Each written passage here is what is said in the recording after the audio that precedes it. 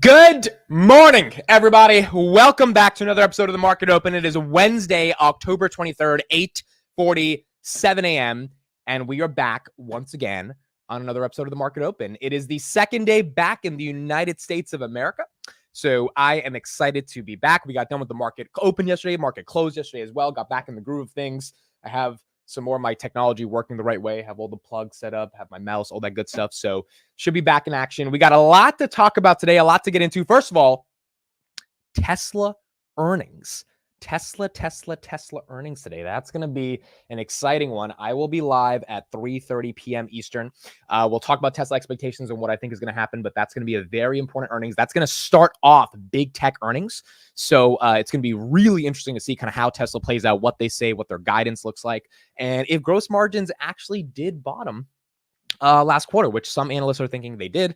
Other analysts are saying, well, it probably didn't happen. And then also the biggest thing for Tesla earnings, remember on the slide deck they put out last quarter, which is one of the reasons the stock actually did decent, was they said they will be starting production, I think in either H1, I believe it's H1 2025 of the next gen $25,000 vehicle. As long as that's up for production and ready to go, I think the stock will be okay. If they somehow say, yeah, we're not doing it in H1, we're doing it at H2, or doing it at H1 2026, I think there might be some issues. So we're going to see what happens with Tesla earnings, but that's going to be important. We had a bunch of earnings already in the morning. We had AT&T today. We had a couple of other pharmaceutical companies and financial companies reports. So we're going to be talking about those. Nothing too crazy. We had Boeing this morning as well. Boeing's kind of flat this morning, even though their earnings weren't the best. Coca-Cola is down about 3%, although Coca-Cola had a good year. So they were up a lot this year. They beat on the top and the bottom line on earnings. So we're going to talk about earnings. Nothing too crazy. So far, most S&P 500 companies are beating on these earnings numbers, which is very good because we are off to a pretty incredible start to Q3. It's not doing that bad.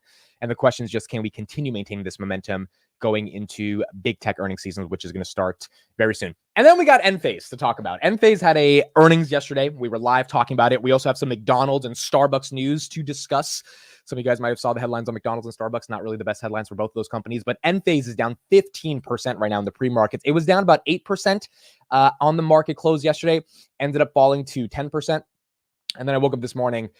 Oh, wow. It's down 16.27% right now. The street was not happy with those earnings at all. And, one of the reasons the street was not happening is obviously because oil prices are coming down. Enphase sells solar. Oil prices coming down is not the best demand catalyst for people to go out and get solar on their home. So we'll talk about this one. This one down about 16.24% on the day. Vertiv, yes, this was a big company as well with liquid cooling technology. We'll talk about their earnings. They crushed on earnings. I think the stock's down a little bit because they had a lot of these stocks are falling because they were priced for perfection so well. I don't think that's bearish at all. Yeah, Vertiv's down 7% right now, but year to date, it was up 146%. It's hard to ask it to go up another 10% after being up 146%. So a lot of the declines we're seeing are not based on the actual numerical earnings that these companies are putting out. It's primarily based on the fact that the street can't justify expanding the multiple, which is okay. It's actually healthy for it to consolidate a little bit and just chill out and make its next leg forward as it continues to continue momentum. All right, we got a lot of stuff to talk about. Day 2 back in the United States. Thank you, everybody, for being here. Martin, Sanjay, Broccoli Bob, Dylan, Richard, Harvey, Jimbo Slice, Miami Ren, Brent, Ricardo. What's up? What's up? Blake, Nick Piercy, Jeremy, Gene. Thank you all for being here today. Nolan, what's up? Thank you for being here. Jill O's, Jimbo Slice, Nolan, On God. What do you think about selling a Enphase $75 put expiring on Friday? Well, Enphase is at 77 right now. I guess the premiums you'll get on that $75 put today, if you sell it, will be gigantic. The problem is is this sucker going down to $70? I don't know, dude. I'm not an Enphase expert. Logically, it makes sense why I don't know if it needed to be down 16%, but I understand why the street's, hurting it. Question is, does it fall another 5% from here, getting into that 72 range? And I don't know if that's necessarily going to happen, but let's see what it opens up. Maybe it opens up, it spikes up a little bit to 82, 83, and then you can justify that $75 put a little bit more. Liza says, please advise me, what should I do with my Enphase down 50%? So we'll talk about that. We'll go deeper into Enphase and discuss some more. But I mean, look, when you own a stock and it falls 50%, you have two routes. Either you cut your losses and you say, I was wrong on the thesis and I'm moving on because the opportunity cost of my capital being stuck in this position is too much, or you DCA. And that's when it tests your conviction, right? Like August 5th was a big conviction tester for a lot of people when they saw all their gains, like I did, just go away, like gone. it begs the question, do you still buy the dip, right? Do you still believe in the stock, or do you sell out of it because you're afraid that it's going to go down even more? So I think Enphase is, don't feel bad about that is what I would say. If you're Enphase being down 50% and you have some money in Enphase, this is something that happens to everyone eventually in the stock market. It has happened to me with Palantir. It happens all the time. The question just becomes being self-aware enough to figure out if you believe and have conviction, or if you don't. And if you don't, that's okay. If you do, that's fine. But you got to be self-aware enough to kind of figure that out. Chris Patel, what's up? I will be calling Chris as well. So we have two guests on the show today. We've got Jose hopping on at 10 p.m., not 10 p.m., 10 a.m. We will be streaming until 10 p.m. one day, probably on election night. We'll be just streaming the entire day and trying to figure out what happens. By the way, I looked up my election polling information in New Jersey. I am registered to vote, and I know exactly where I have to vote. It's actually 2 minutes from my house. So on November 5th, I talked to my dad last night. Me and him are going to go and cast our ballots, and we're going to participate in American democracy and, do our civil duty, which is vote for the next president. So we'll see how that happens. Jose will be joining at 10 a.m. To talk semis, and then Chris, probably I'll call you Chris in like 15 minutes, and Chris will just be joining to talk more macro. Felicia, Bobby, Hen Solo, Austin, thank you everybody for being here today. All right, let's get started. So I think let's start off with what we've got going on in regards to earnings, and let's start off with all the earnings that we had this morning, and then we'll talk about Enphase as well. So this is what we had for earnings. Coca-Cola beat EPS by 3 cents, beat revenue. Boeing missed revenue, missed EPS. AT&T beat EPS, missed revenue. NextEra Energy, a lot of people are talking about this one, beat EPS and missed revenue. NEE, let me actually take a look at that stock right now. NEE is flat on the day. That one's down, or that one's flat. AT&T, let's take a look at them. AT&T is up 2.33%. Boeing is flat, and then Coca-Cola is down about 3%. Thermo Fisher, that beat EPS, missed on revenue. Boston Scientific beat EPS, beat on revenue. Hilton beat EPS, missed slightly on revenue, 2.87 billion versus 2.9 billion. Hilton, let's take a look at them. People are traveling a bit more, so that should be okay. Yeah, they're down about 2.5%, but they were up nicely for the year. General Dynamics missed EPS, beat on revenue, and then CME Group beat on EPS and came in line with expectations on revenue. So even if you don't keep up with all these companies, these are not horrible numbers at all. These are very slight misses if they missed. You got companies like even Boeing, right? They missed EPS by 10 cents. That's not amazing, but that's not horrible either. On revenue, 17.8 billion versus 17.9 billion. For all the hoopla that's been happening with Boeing, for them to only miss by $100 million, that's not the worst thing in the world. Coca-Cola, revenue of 11.9 billion, beating 11.6 billion. That's nice. And then EPS 77 cents, beating by 74 cents, or beating by 3 cents versus 74 cents. So I think when it comes to a lot of the earnings we're seeing, again, we are just seeing more and more momentum for Q3, which brings up this next chart that I think is also showing the momentum in earnings. This was from a couple days ago, so it's not updated, but the percentage of S&P 500 companies that have beat consensus expectations is 21% of the index, 72 companies out of the 500 companies. 74% have beat on EPS sales growth, 60% beat on EPS, 15% beat on sales. 51% beat on sales. Well above the historical post week 2 average of 64%, 59%, and 45%, and very similar to the 73%, 59%, and 51%. So again, 74% beat on both, 60% beat on EPS, 51% beat on sales. I mean, you're just seeing a ton of momentum across the entire ecosystem of these companies reporting. Again, these were 72 companies. We added I think 40 companies over the past couple of days. But all those companies are continuing to beat on earnings as well, or at least slightly miss if they end up missing, which means what do you deduce from this? Q3 earnings has been good. There's no other way to, and I would say if it's been bad, and maybe tech earnings will be bad, and that's going to overshadow all the other companies that are doing well. But, and this is the cool thing about understanding a little bit more about the macro, if the banks are doing well, it should be a good indicator that the rest of the companies are doing well. When I was in India and I saw the banks, I was up at 1 a.m., 2 a.m., seeing the banks beat on earnings, I was just like, oh, this is not going to be that bad of an earnings cycle. I mean, if the banks are buying back more stock, giving back more dividends, they're not that concerned about their net interest income margins because they're more concerned about rates lowering the losses on their balance sheet. If they're able to actually say, hey, we feel like there's a tailwind in loan growth, even Jamie Dimon, who's the biggest bear, he was like, yeah, we had a good quarter. He didn't even want to admit they had a good quarter because he's been so bearish for the past 2 years, but they had a phenomenal quarter. JP Morgan was up 7%. It's one of those things where capital activity and capital spending is phenomenal. And it's hard to imagine that Amazon, Microsoft, or Google can't live up to some of that momentum as well. And so I think we're going to continue to see big tech earnings not go too bad. Let's talk about McDonald's and Starbucks, and then we'll move on from there. So McDonald's had something that was not the best thing that happened yesterday. As Jed said, who's watching this while having their McDonald's breakfast? Let me know if you're eating McDonald's right now. You might not love what I'm about to say if you don't know about this, but McDonald's was down 9% yesterday off an E. coli reported breakout from the CDC linked to their quarter pounders. 49 cases, 10 hospitalizations, and 1 death. Now, McDonald's recovering a little bit right now in the pre's. We'll talk about Qualcomm as well. They had some big news this morning. McDonald's right here now, it's down about 7%, not down 10%. So yeah, some people step in and buy the dip. Some people are afraid that this is going to be similar to the Chipotle outbreak of E. coli back in 2015. Let me know in the chat if you remember this, but this started in February. Let me see if I have the dates right, just to make sure. No, this started in October of 2015 and lasted until February of 2016. So for those 6 months, there was an outbreak in Chipotle via E. coli. And, that was bad for the brand. It was bad for business. Obviously, people didn't want to come into the stores if they felt that, there was a chance they could get sick. And so for those 6 months, that was not the best thing for Chipotle. The reason McDonald's is down right now is because the logical argument is, all right, so this was isolated in a few states in the Midwest. And if this continues to happen, or if we see continued cases, then people in New York or California, they may not be that excited to go to McDonald's. And there's obviously a lot of other choices they can go to besides a McDonald's. I personally think this is going to be an isolated incident because it doesn't seem like this is a problem with the supply chain and vendors of McDonald's themselves, like the people that are supplying the beef and the meat and the fries, etc.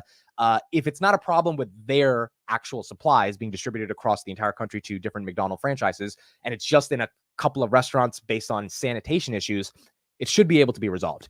If it's a deeper issue, I think the street's not going to be happy. And obviously, investors are going to be scared to own the stock, even if it is a defensive stock that people were saying you should own going into the recession. Martin says apparently it was the onions. Interesting. I did not know it was the onions. But if it was the onions, yeah, I mean, hopefully it's not every single onion inside of the entire McDonald's supply chain ecosystem, because obviously that would not be a good thing. So that was one piece of news we have with McDonald's. That was not obviously good. 10 states. Yep, it was part of 10 states. It's not the meat, it's the onions. Okay, so a lot of you guys are saying it's the onions. I didn't know that. So if it's the onions, then, I mean, you can imagine that's a simple cleanup versus the meat. The meat is a lot more of a harder problem. So if it's the onions, hopefully the onions are not making people cry all across America. That was bad, but I had to do it. But it was not the best, but I had to do it. I had to do that one. Okay, so that's what we got with McDonald's. Now, Starbucks ended up reporting some preliminary earnings. Okay, and whenever a company does preliminary earnings, it's usually something bad. SMCI did this a couple of months ago, and it wasn't amazing, but it wasn't horrible. It just wasn't the best. Starbucks says, "Hey, look, we're suspending our fiscal year 2025 guidance. We are lowering our expectations for China because we see China to continue to be a headwind. And here's the biggest problem that they said, which is why the stock's down 4% right now. They said North American sales are down, or North American traffic is down 10%. Now, that was not a good thing.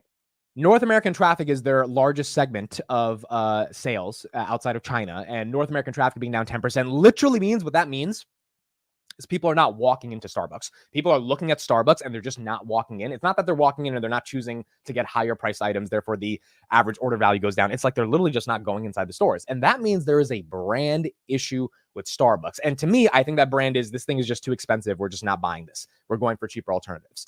And that is what I think the new Chipotle CEO that came over, or the former Chipotle CEO, is going to have to change. Now, in terms of the decline on Starbucks, look, it's down from 96 to 93. Maybe it falls to 90 today. It was at almost 69 a couple months ago. So I don't think any Starbucks shareholders who bought in at the price can necessarily be upset.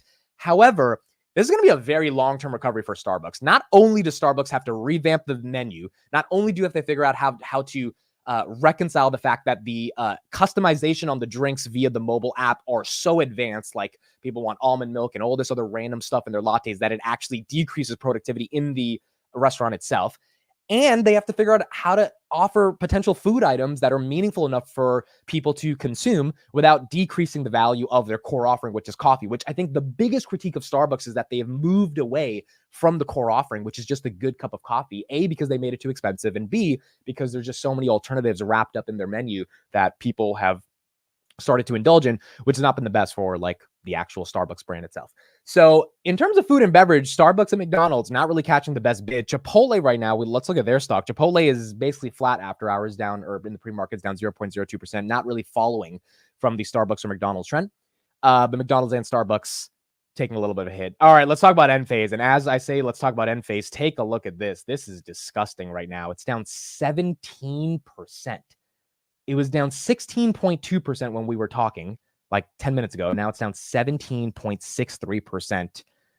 Look at that decline, dude. 93 all the way to 75. So I think someone in the chat asked, do you want to sell 75 puts? Your 75 is already there, which means you might have to go down to 70 if you're thinking of having a little bit of margin of safety here.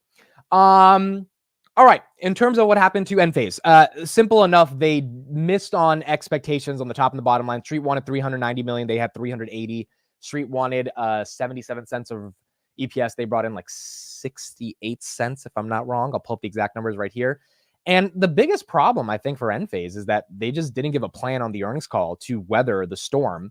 The storm being oil prices going down and interest rates not necessarily moving as fast as the market wanted it to move down, or at least Enphase wanted it to move down. I mean, we're not getting another 50, that's for sure.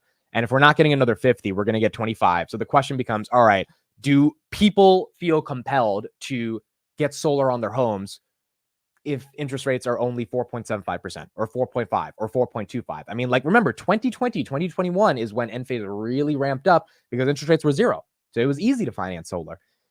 When interest rates are not zero, it just becomes a lot harder. I think also the broader question now when it comes to Enphase is from a narrative. So we talk a lot about how the stock market is based on narratives and how narratives are fundamentally rooted in how we evaluate the overall trajectory for a stock price's ability to mature into some type of thesis that makes sense. The thesis right now with any energy company, whether it's oil and gas, nuclear, whatever it is AI demand. And unfortunately, Enphase has zero AI narrative attached to it in regards to energy, which is kind of surprising, right? Because energy and AI, there's this ridiculous amount of companies like Oklo are going up 200% in a week that don't even have revenue just off the idea that nuclear energy is going to be important for AI energy demand. And Enphase, that actually does provide energy, is not really tapping into that ecosystem. Maybe that's a pivot they do. It begs the question, though, can you really provide intense AI energy demand via solar? Probably not. And if you can't, and the company realizes they can't, then it's hard for them to pivot into that kind of narrative in order to get the stock to move higher. One thing Enphase did say on their press release yesterday is that they have now implemented a new AI software operating system that allows them to optimize energy costs when simulating sort of like ideas around how customers can engage with cost savings on their energy bills. They shouldn't have said that. Why shouldn't they have said that? Because the fact that they said we enabled some new AI operating, like they were obviously trying to go for an AI angle, and it was so cringe because it's like, dude, first of all, this is not AI. This is not anything that exciting. This is just plugging input costs and then trying to get some simulations from it. Like, this is the most, if it's AI, it's the most basic of AI. And you're not going to get an AI moat based off that, because that's not going to make you more efficient. That's definitely not going to make you sell more microinverters. I mean, maybe it increases productivity a little bit, but it's not going to be a resounding thesis where the street's like, oh, Enphase is an AI play. So I think Enphase was pretty desperate on those earnings. And because they were pretty desperate on those earnings, it's one of those things where for the person asking that they're down 50% on the company, you have to ask yourself now, all right, do I believe in the long-term thesis around solar, which I think is still intact? How long is that long-term thesis? Solar penetration is like 4 to 5% in the United States. Obviously, you've got, at least 20 to 30 years to get that 4 to 5% to be closer to 15 to 30%. So the question is, are you comfortable holding the stock and maybe selling some puts on it, selling some covered calls, reducing your cost average as you wait for the tailwinds of interest rates to come down and for Enphase to expand also internationally? Now, their international growth is not bad. Enphase sells a decent amount of microinverters in Europe and in India, but it's just going to take time for it to play out if North America is one of their biggest segments. So look, cutting Enphase right here down 50%, it feels like you're getting close to a bottom. I mean, really, is this thing going to $40 or $30? I don't think so. I think the bottom on Enphase over the past 2 years, I think, is actually right around this level. Enphase bottomed in November 2023 at 77. It is literally below 77 right now in the pre-markets at 76. So does this make a new all-time low? Potentially, yeah, it could happen today, but it's down 17.3%. I think the most of the selling has been done so far. The street's upset. Maybe it goes down another 3%. You have your full 20%. But if not, if it's a bottom, that doesn't mean buy the dip because that bottom is going to go straight up. But it does mean at least you feel comfortable not selling at the bottom because no one wants to sell at the bottom, given there's probably some room to the upside after at this point, 30 to 40% fall for the year. Enphase year to date, Enphase now is going to be down 47% when the market opens. Over the past 1 year, Enphase is down about 22% when the market opens. So not the best in the context of Enphase, but that's what we've got going on right now. Jed says, ask Germany, largest solar adoption for personal use, but the grid is all messed up because the backup needed is tremendous at peak times and after hours. I would imagine. And, Germany has been asked to use nuclear energy many times, and they've refused to do it. They went for the solar adoption, and they kept buying Russian oil, and now they're starting to embrace nuclear a little bit more, given what's happening. By the way, did you guys see the chart that came out on Germany 2 days ago? Economists are predicting they're basically in a recession. They've had 0.02% GDP growth over the past 5 years. Like, what startup is going to come out of Germany that wants to change the world in AI if the country itself is not growing? I mean, it's just very hard for innovation to happen in a country without growth. So the United States, I think, realized GDP is closer to 2.6%. You got India closing in on 7%. China's at 4.3%. Germany's at 0, which is not a good thing. And so you're going to need robust energy solutions to be able to maximize more growth and to be able to handle all the demand that they're seeing. Solar just might not be the place that actually gets there. Germany needs Palantir. That's correct. Germany definitely needs Palantir, and Germany rejected Palantir many times. The state of Bavaria a couple of months ago finally said, all right, we're going to start using Palantir. But I would imagine that there needs to be a little bit more momentum in Germany in regards to tech and innovation. All right, so that's what we got in Q3 earnings. Good numbers across the board this morning. Some misses, some beats, but overall, we are not seeing a trend of one thing is undeniable. We are not seeing a trend of companies not be able to put up solid earnings. And big tech earnings are going to kind of help us figure out what's happening. But most companies are putting up decent numbers, and if they're not, they're getting hit like Enphase. And if they are, they're getting rewarded, which is kind of what we should be seeing in the broader stock market. Cool. Okay, so that's what we got on big tech earnings. Manjo says, I think SoFi is hitting 12.5 before earnings. I'm up to 100K, 80K from 60K on my leaps. Not sure if I'm going to hold through earnings, but we'll see. What's your plan? I'm holding my SoFi options. I'm not up $180,000 from 60,000. So I'm not up 120 grand. So I understand why you feel a little scared of selling before earnings. Look, I mean, if you put in 60, the way you kind of never get sad about this is you take out your initial 60 before earnings. So at least you have that initial 60. If they crush earnings, you're going to feel a little bad that you took out the initial, but you'll feel also better knowing that if they had missed on earnings, that 180 would probably have collapsed. However, I think they're going to have a good earnings. I mean, I think everything's lining up for SoFi. It's going to be really hard for me to see SoFi go back to $7 or $8 on earnings. I don't know if they jump up to 12.5, but I think holding 10, the price action on SoFi, by the way, closed over 1050 yesterday. I mean, the price action has been pretty damn incredible. If you look at SoFi right here, 1054 in the pre-markets. It was up 2% yesterday at 1058, closed above 1050. 11 is the next big target it has to break over, which is going to be hard. Even psychologically, it's going to be hard. By the way, have you guys looked at Grindr? 1374. It's up 8% yesterday. Just saying.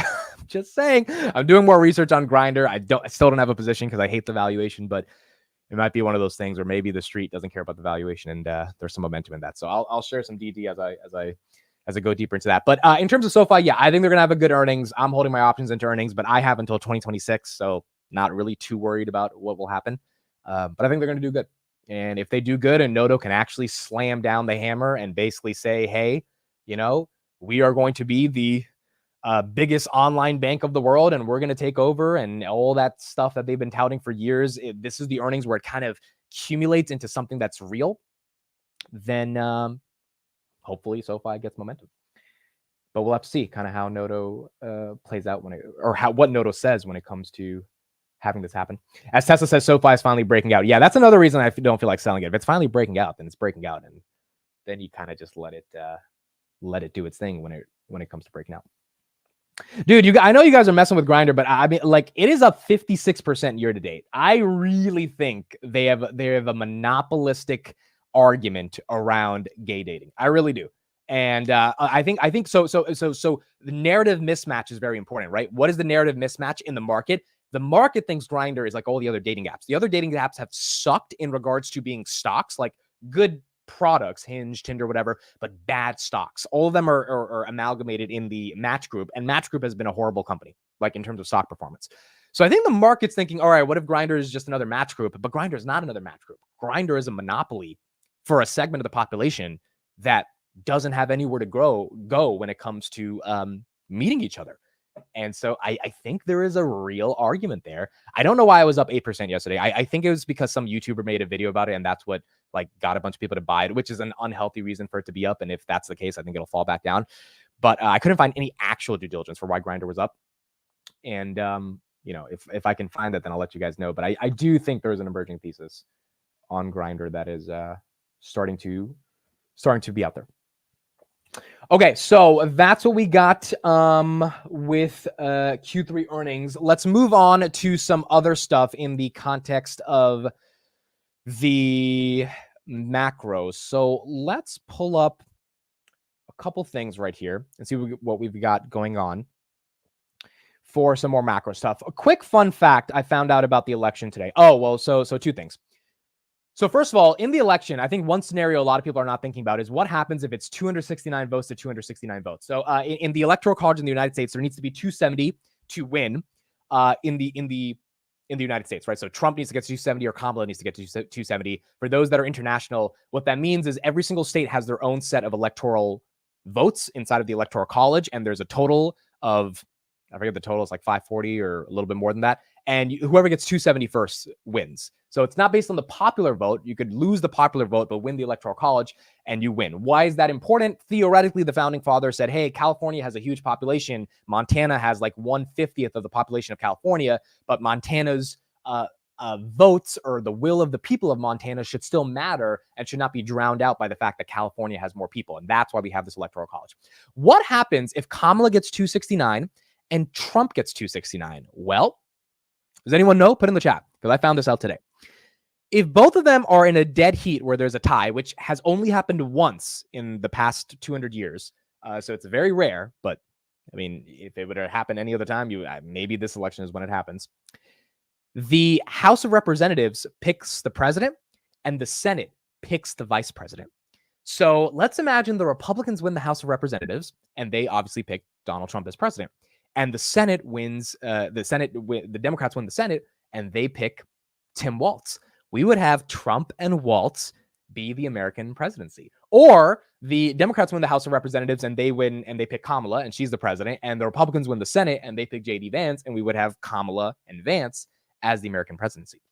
So I didn't know that today. I found that out today. It seems like some of you guys knew about that in the chat. But this is one of those things where it's like, just imagine what would happen if the broader market kind of shows off, or if the broader country comes to the conclusion that we have to be split because we just can't get a definitive vote either way. And then the market, I don't know if the market would love it or hate it, but I kind of think the market would love it because Vance and Harris are not going to get shit passed. And Walt and Trump are not going to get anything passed. So it's one of those things where it's like, if those two actually work together in some meaningful capacity, the market might end up going up a lot just based on the fact that there's going to be super crazy gridlock. Again, I don't think that's going to happen. I think we're probably going to get a president, even if it's not selected on the day of the announcement, but or the day of the election. But if it doesn't happen, then, that is one scenario that could play out, and we will find out if that happens. Now, transitioning from the presidency to mortgages, no one wants to buy a house. So this data came out this morning. Mortgage applications in the U.S. sank by 6.7% from the previous week, in the third week of October. That's a 7% decline week over week, the fourth consecutive contraction, and extending the 17% plunge from the earlier period. Additionally, applications for a mortgage to purchase a new home fell by over 4%.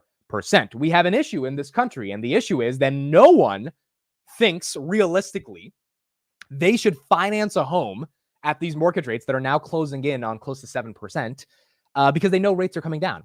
The problem is because rates are coming down, no one wants to sell their house either. So we're having an inventory problem in regards to and they don't have a lot of demand for their houses because no one wants to buy it if they know that rates are going to come down. So you've got a dual-sided marketplace where you don't have enough supply and you don't have enough demand, and there's one lever that potentially could resolve those issues, because when you lower rates, you might have a lot more inventory start to pop up because the cost of building a home will come down and the demand for mortgage rates will skyrocket as mortgage rates hopefully come down.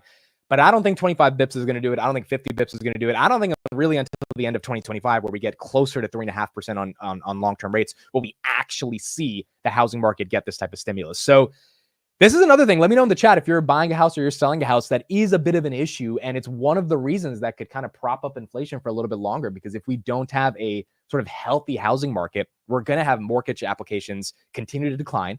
We're going to have mortgage rates continue to stay propped up. We're going to have that 10-year, which off this news spiked up to 10.2 today. Pretty damn incredible that stocks are maintaining their momentum as the 10-year is giving you 4.2%. But I do think that the interest rate cuts inevitably are going to be something that can resolve this. Right now, they have not been in the best situation to resolve this. All right, folks, let's bring on one of our favorite contributors onto the market open for the next 12 minutes before we get the market opening up at 9:30. Ladies and gentlemen, without a hat today, for some reason, Mr. Kris Patel. What's up, dude? You look like you got bedhead, dude. You look like you just woke up. I did. I just woke up like maybe about an hour ago, but I left my headphones and my hat in my car. So I'm like, all right, whatever. I'll just wing it. No big deal. Okay, no, I love it. Kris, we haven't talked we talked privately, but we haven't talked for 2 weeks on the show. A lot of things have happened in the economy. We had some decent earnings so far. What is your broader macro sentiment around going into the end of the year, and if this economy can hold up into a full-on bull run by December? Short term, I think we're okay. I think we're getting a lot of election boost, kind of like pushing a little bit forward, like a lot of that optimism post-election that usually tend to get, and same thing with like a Christmas / Santa Claus rally. I think we're getting that kind of like brought ahead a little bit. I am worried about 25 though. Like too many people are coming on to CNBC, and even among like the conversations around the world are centered around maintaining some semblance of fiscal discipline going into the future. Next year we had Paul Tudor Jones talking about that yesterday, right? Yeah, not just Paul Tudor Jones, but you had a combination of individuals basically come out and say, look, the national debt at the level that we have it is unsustainable. And one of the reasons why it's unsustainable is because, number one, the total figure just keeps on growing, especially right now. We're spending about $2 trillion extra per year on top of what we're taking in. So that's pretty bad. But more importantly, we're also seeing this gigantic rise in interest rates because of the Fed and what they're doing to try to control inflation. So, it's kind of this weird situation where the monetary policy and the fiscal policy are the only remedies, because you kind of need a combination of both. So you need a combination of lower interest rates. So your total outlays in interest payments are going to actually come down a little bit, right? So let me just show you a quick chart of something that's super important. Now the national debt is 35.6 trillion, which is why I think Tudor Jones was saying, hey, I'm long Bitcoin and gold because the only way we get out of this debt is by inflating our way out of it.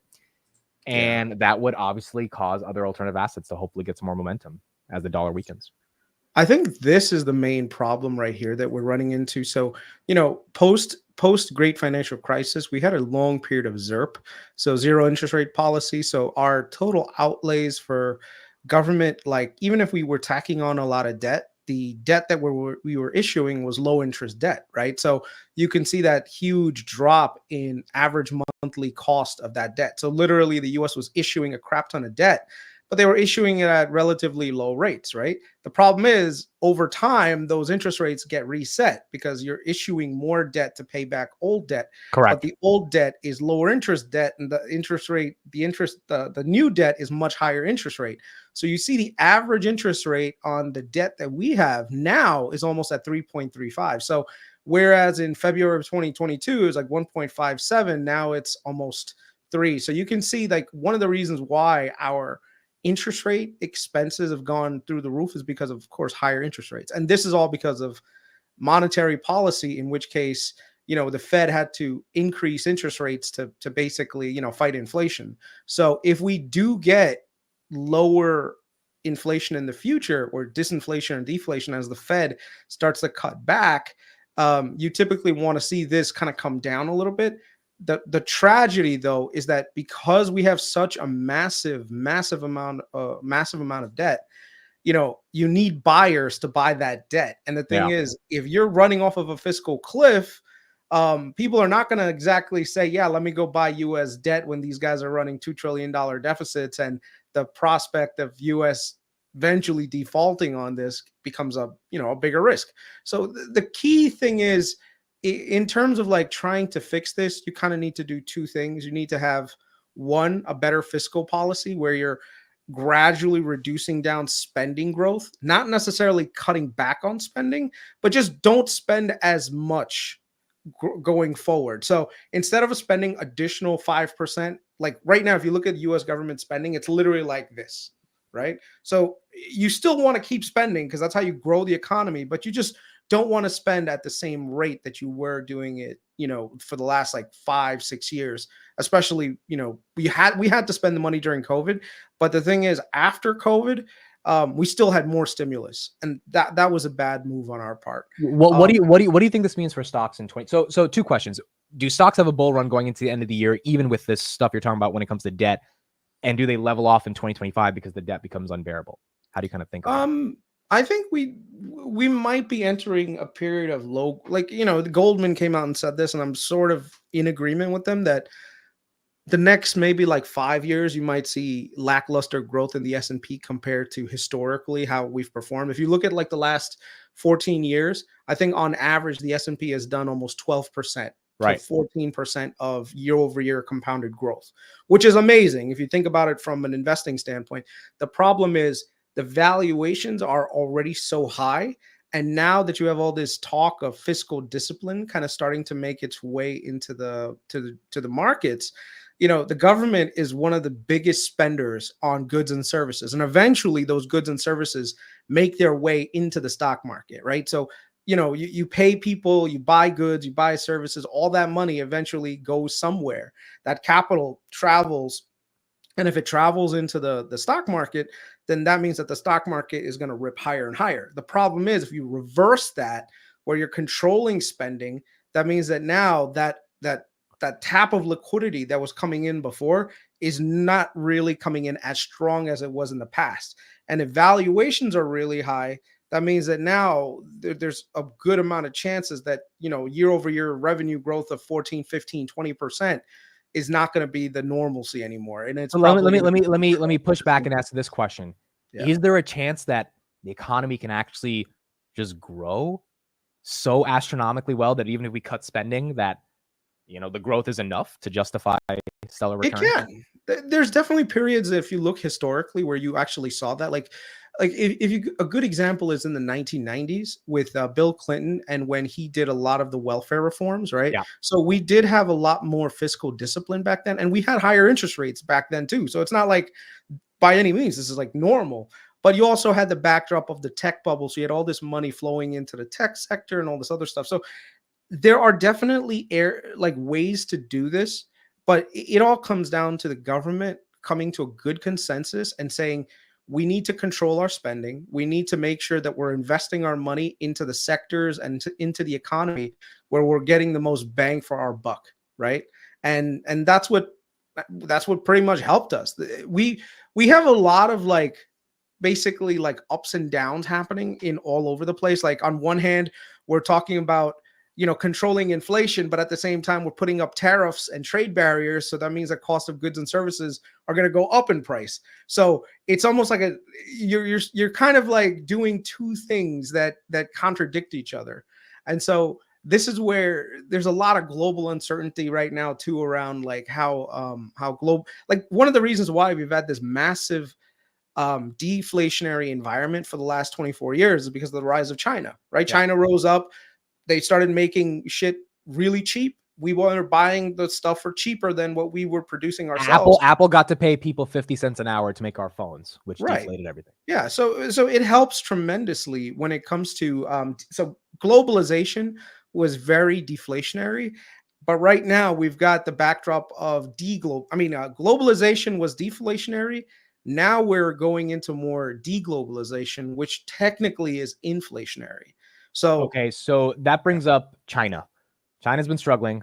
You're still long China. Thoughts on China? Oh no, dude, China's doing great, man. Like China, I think China is going to outperform.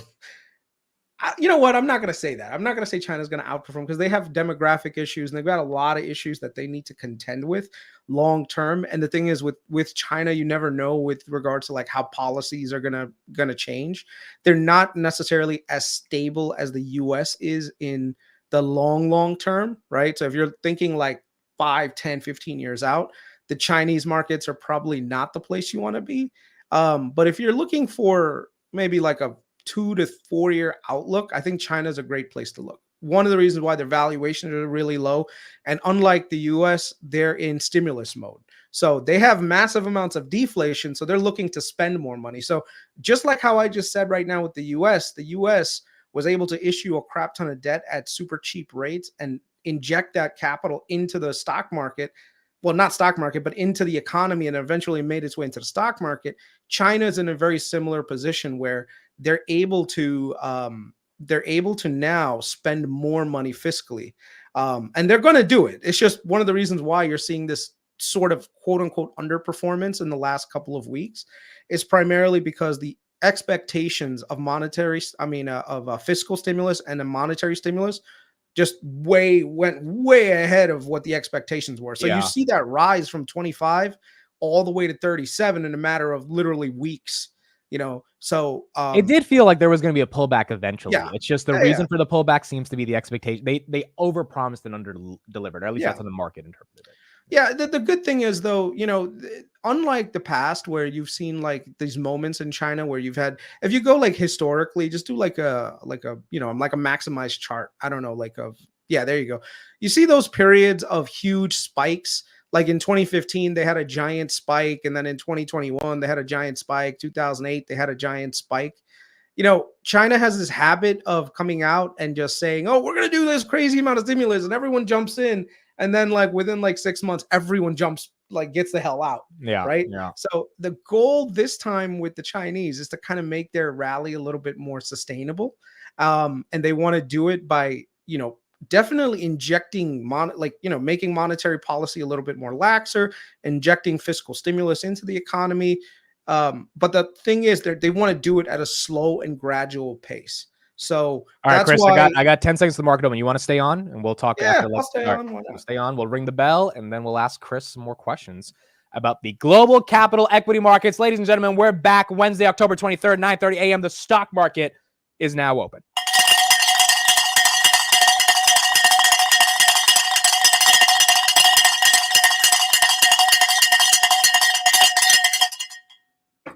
All right, wake your ass up. Here we go. S&P 500 down about 0.3% as we open up this Wednesday morning. SoFi, 1053, down about 0.52%. Chipotle up about 0.3. Now it's down about 0.4. Starbucks down about 2.4. A little bit of a green candle right there. Got some recovery. It was down 3.4, now down 2.5. McDonald's down 7.3, not down as much as it was after hours, down about 9.4. But still down on the day. Hilton down about 0.67. They beat on their EPS, missed slightly on their revenue. AT&T down about 1%. NextEra Energy is up 2%. Enphase recovering a bit. They were down 18%. Now they're down 15.7. Still 15% is a pretty nasty decline, but recovering just a little bit from that pre-market low that they hit of around 75. Palantir 42.82 down about 0.28%. Grinder up another 1% at 13.87. I don't know why, but it is up another 1%. Rocket Lab up about 0.55%, 11.22 on Rocket Lab, doing nicely, holding that $11 range. Robinhood 27.16 down about 1% on the day. Bitcoin 66,454 down from 67 yesterday. Tesla, we'll get Chris's thoughts on Tesla in a little bit, but they have earnings today at 2:17 right now. 3:30 will be live for Tesla earnings. Lockheed Martin's up about 0.5%. Celsius down about 1%. General Motors got upgraded by JP Morgan to $70 this morning off of those earnings. They beat revenue expectations by $4 billion yesterday, up about 8% yesterday, down about 0.3% right now. Costco's up about 1%. Peloton's up 1.5%. They have a partnership with Costco that they announced yesterday morning. Verizon up about 1.2%. CleanSpark's down 4%. Drug, that stock that went up like 2,000% last week, is down 2.5% on the day. Let's go to the Mag 7. SoFi right here at 1046. China FXI up about 1% right now. Mag 7, you got Apple that's down. Bernstein did come out with a report. They have a 240 price target. They are mixed on the Apple Intelligence revenues or the iPhone 16 deliveries, but they are giving Apple the benefit of the doubt, and they do think that it's going to surprise, hopefully, to the upside. Wall Street Journal did a big interview with Tim Cook and the Apple Intelligence guy with the fancy hair. I think his name is Craig yesterday. I did watch it, and it was kind of interesting how they talked about Apple Intelligence and Siri and what's going to happen, and they seem pretty confident that it's going to be the most private, exclusive experience for people to have a personal LLM connected to their daily life. It's just not rolled out yet. So when it does roll out, maybe that is going to be a tailwind for the broader adoption of the iPhone 16. Microsoft up a little bit right now. Meta's up about 0.2%. Google's up 0.2%. Amazon's down another 0.5%. Nvidia down 1.75%.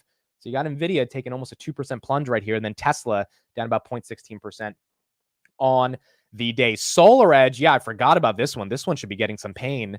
Yeah, SolarEdge down 10%. They didn't even report earnings, but Enphase is a proxy for SolarEdge and the entire solar industry.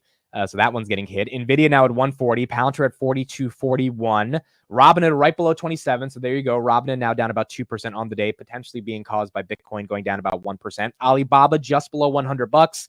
Celsius down about 1%. Entire market, to be honest, when I woke up this morning, I saw the entire market was red, not blood red, but it was indeed red. And it kind of makes sense going into the election. You got some people getting a little nervous right now, taking some profits. We've had a really good past almost 2 months. You would imagine that some people kind of chill out a little bit. And now once we get this election over with, we can start to move forward from there. CrowdStrike as well, down about 1% here on the day. All right, Chris, I got some more questions for you. First off, Enphase, I got to give you some credit here.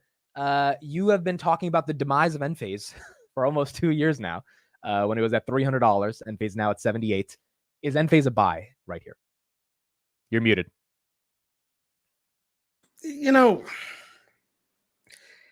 Enphase, in my opinion, is like selling umbrellas. Okay, like the business model is very similar to selling umbrellas. Okay, now the way that I would explain this is when the sun is out, no one needs an umbrella, but when the sun is like not there and the rain is out, everyone is going to go and try to buy freaking, umbrellas because, they don't want to get wet. So it's kind of the same situation with the business where you had one natural gas prices spike up and then at the same time you had low interest rates. So yes, they're going to do really well in that scenario because people are going to say, yeah, I'm going to try to save my money by, investing in a solar system, solar roof or whatever.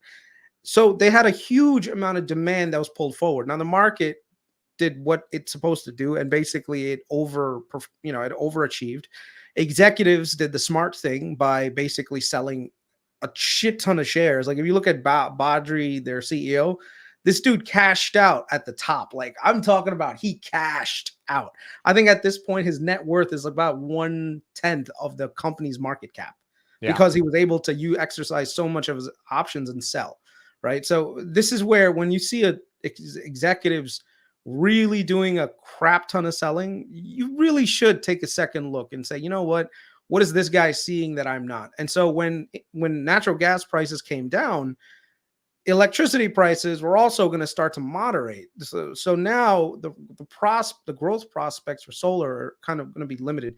Then you have to remember this is a hardware business with lower margins, and so they were able to extract higher margins when demand was really high. But then once demand started to normalize, they can't extract those same margins in sales anymore. So they have to be competitive. They're competing against the goddamn Chinese, which I know that everyone keeps joking about that. Oh, they're not really competing against the China. No, the Chinese are like the greatest producers of low cost equipment on the planet. You do not want to compete against them. Okay. Hoy Miles, baby. Hoy Miles, so definitely Okay. So would you buy Enphase here at 50? Is it a decent, I mean, do you really think it's going to $60, right? I'm just not attracted to the sector, man. Like, I have, for me, investing when it comes to like certain themes, you start off by like, do I want to invest in a sector? Do I want to invest in an industry? And then just, keeps going down. And I'm just not the biggest solar bull that other people are.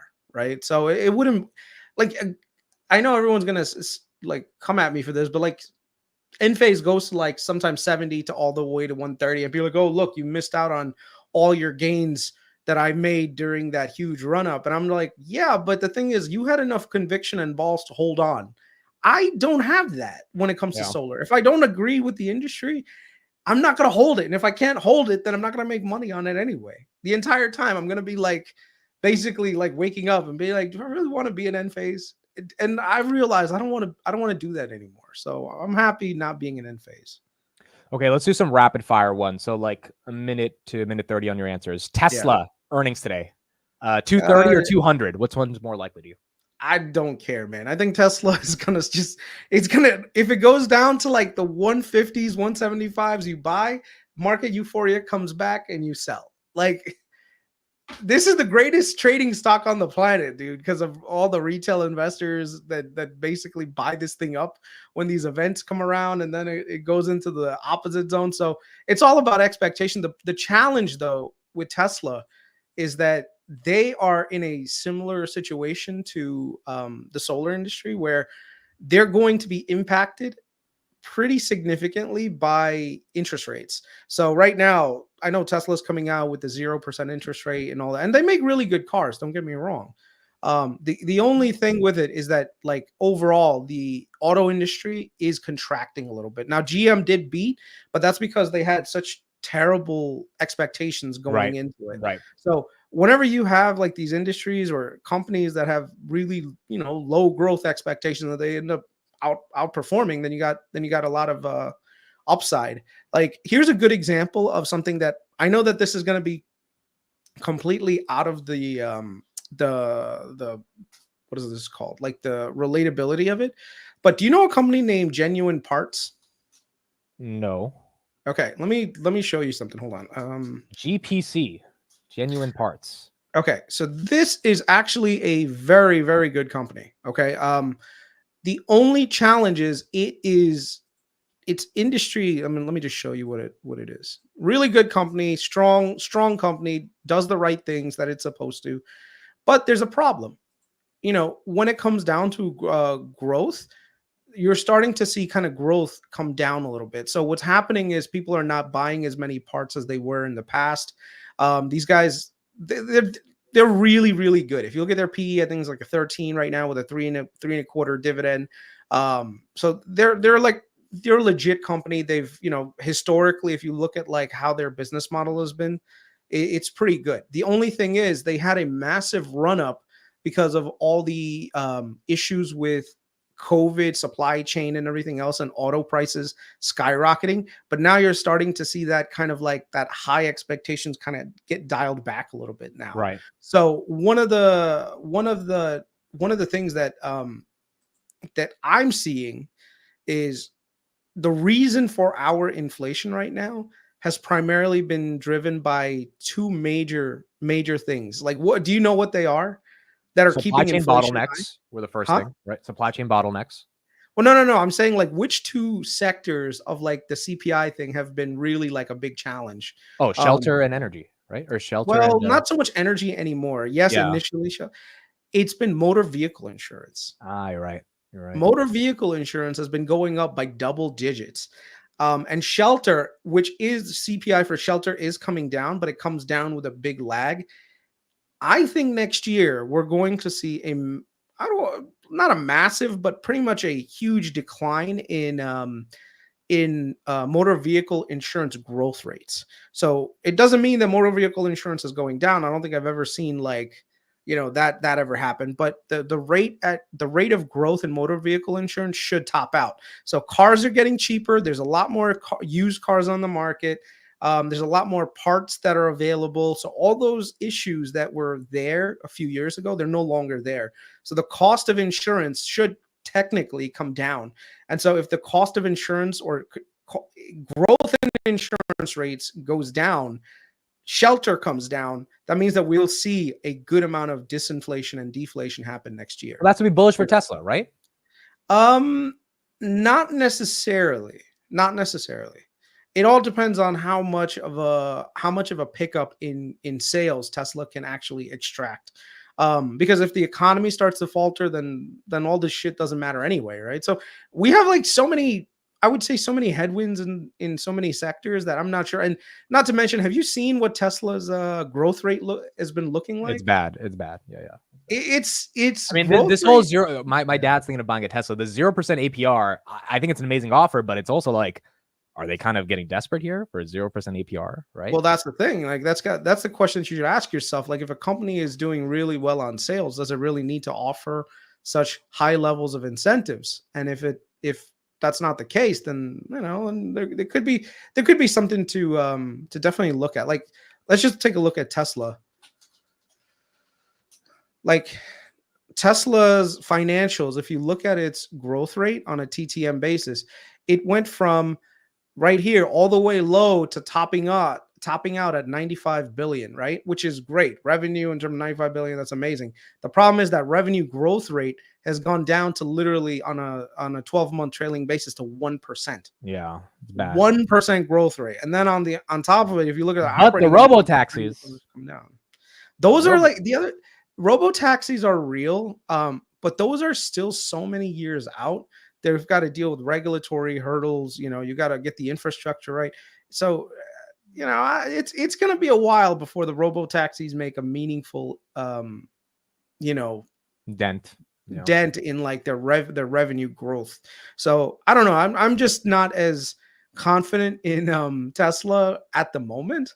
But I do think if it drops low enough, definitely a buying opportunity, waiting a little bit and letting it go up, and you could sell it, and it's just back and forth, dude. You could really do well on Tesla if you trade in, if you do the correct trades.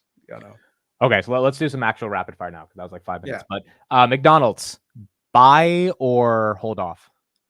I haven't done the research on McDonald's. I think there's just so much fast food out there. But the E. coli thing, that scares you or not? It'll pass over. It always happens, man. You know how many times we've seen E. coli happen with so many companies, and you've got this short-term dip, and then people buy it, and then it just goes back up again. So okay, SoFi 1050 to 1050, or sorry, 750 to 1050. Is it breaking out? Is it for real this time? I don't know, man. SoFi is doing well. Congrats to all the people that are holding SoFi. I still think it's a bank. So, I don't know. They're just a bank to me. So, yeah.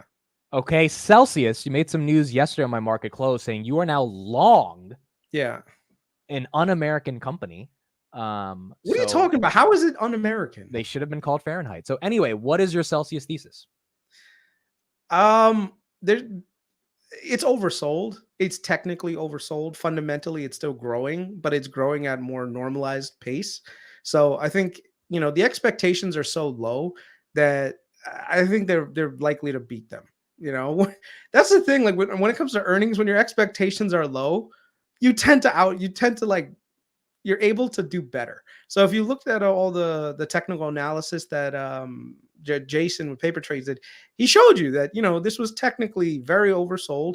It's consolidating and it's finding a base now, which means that longer term it should start to rise, and we could see an easy double by 2026. So by no means do I think we're going to see like a huge spike in growth that we saw last couple of years, but I do think that over time it'll do like a nice like U-shaped recovery. So Did you get options on it, or you're buying the I equity? did. I bought 2026, or was it 2027 options for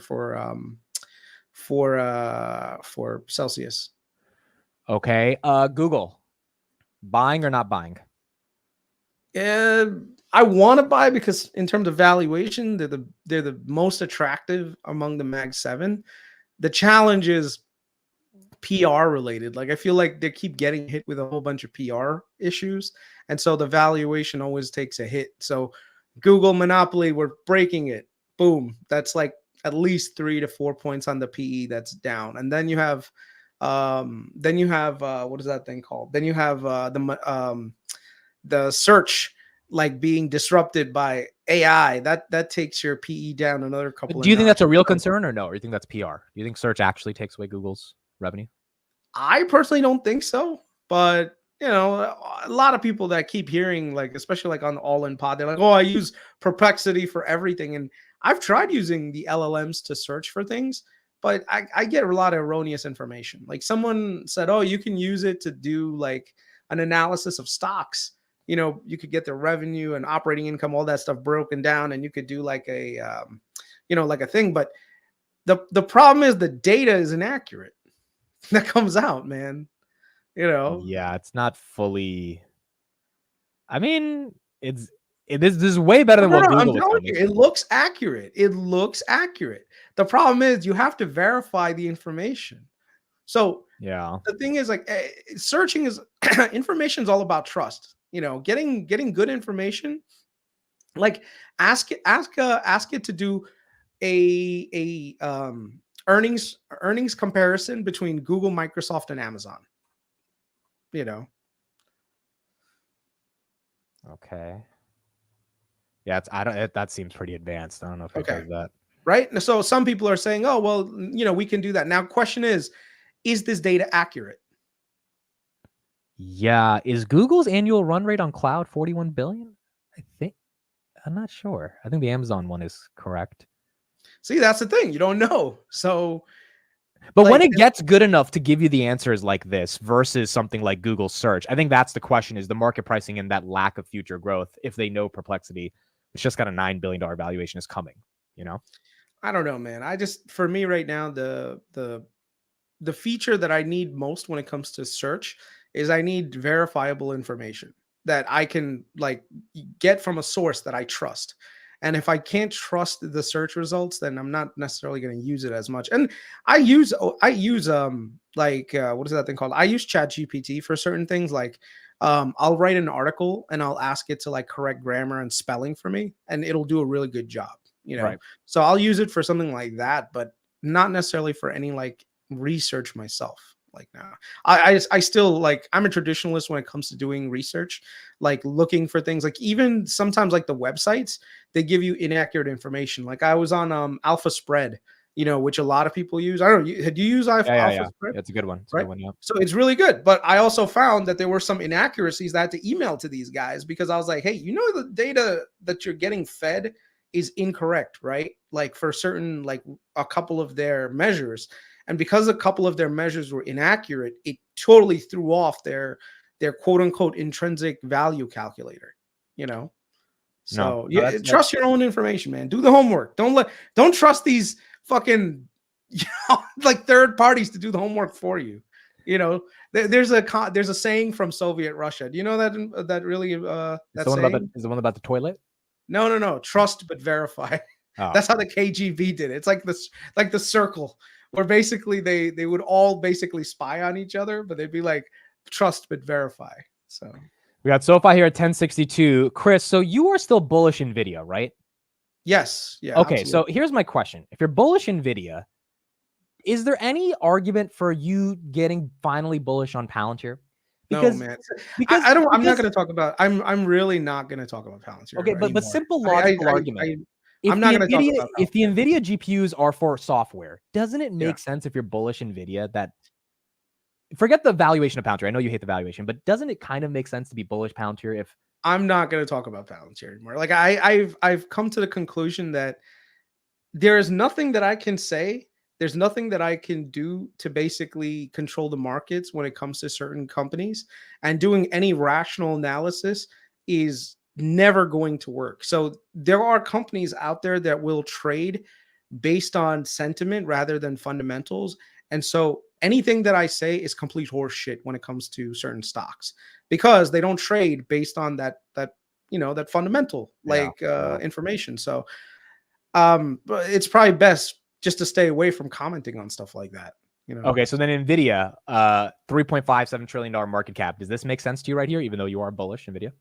I think it makes sense for the next 12 months, because there is no sign of growth slowing down for these guys for their GPUs, and they generate so much cash that they can just buy back shares like crazy. So even if the market cap stays at 3.5, but they're generating a crap ton in cash flow, what they're utilizing to buy back shares, all of a sudden now you've got this great company whose share price is going to go up even if the market cap gets frozen in time.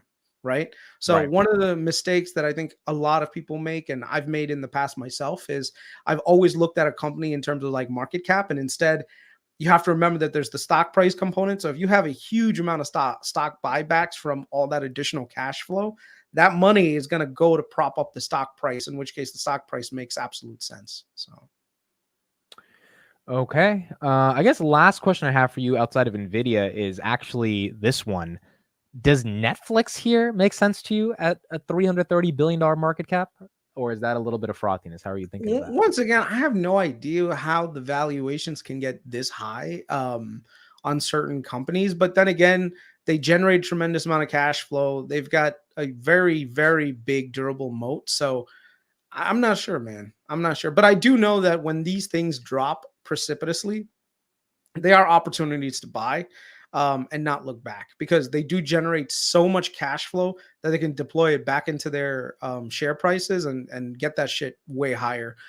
So a good example of that is like Meta, where Meta had gone down to 80, but you have to remember their operating cash flows were super, super strong, which meant that they could buy back a crap ton of shares and their business model could be adjusted rather quickly. So Netflix is in a very similar position, in my opinion, where they've got such a durable moat now.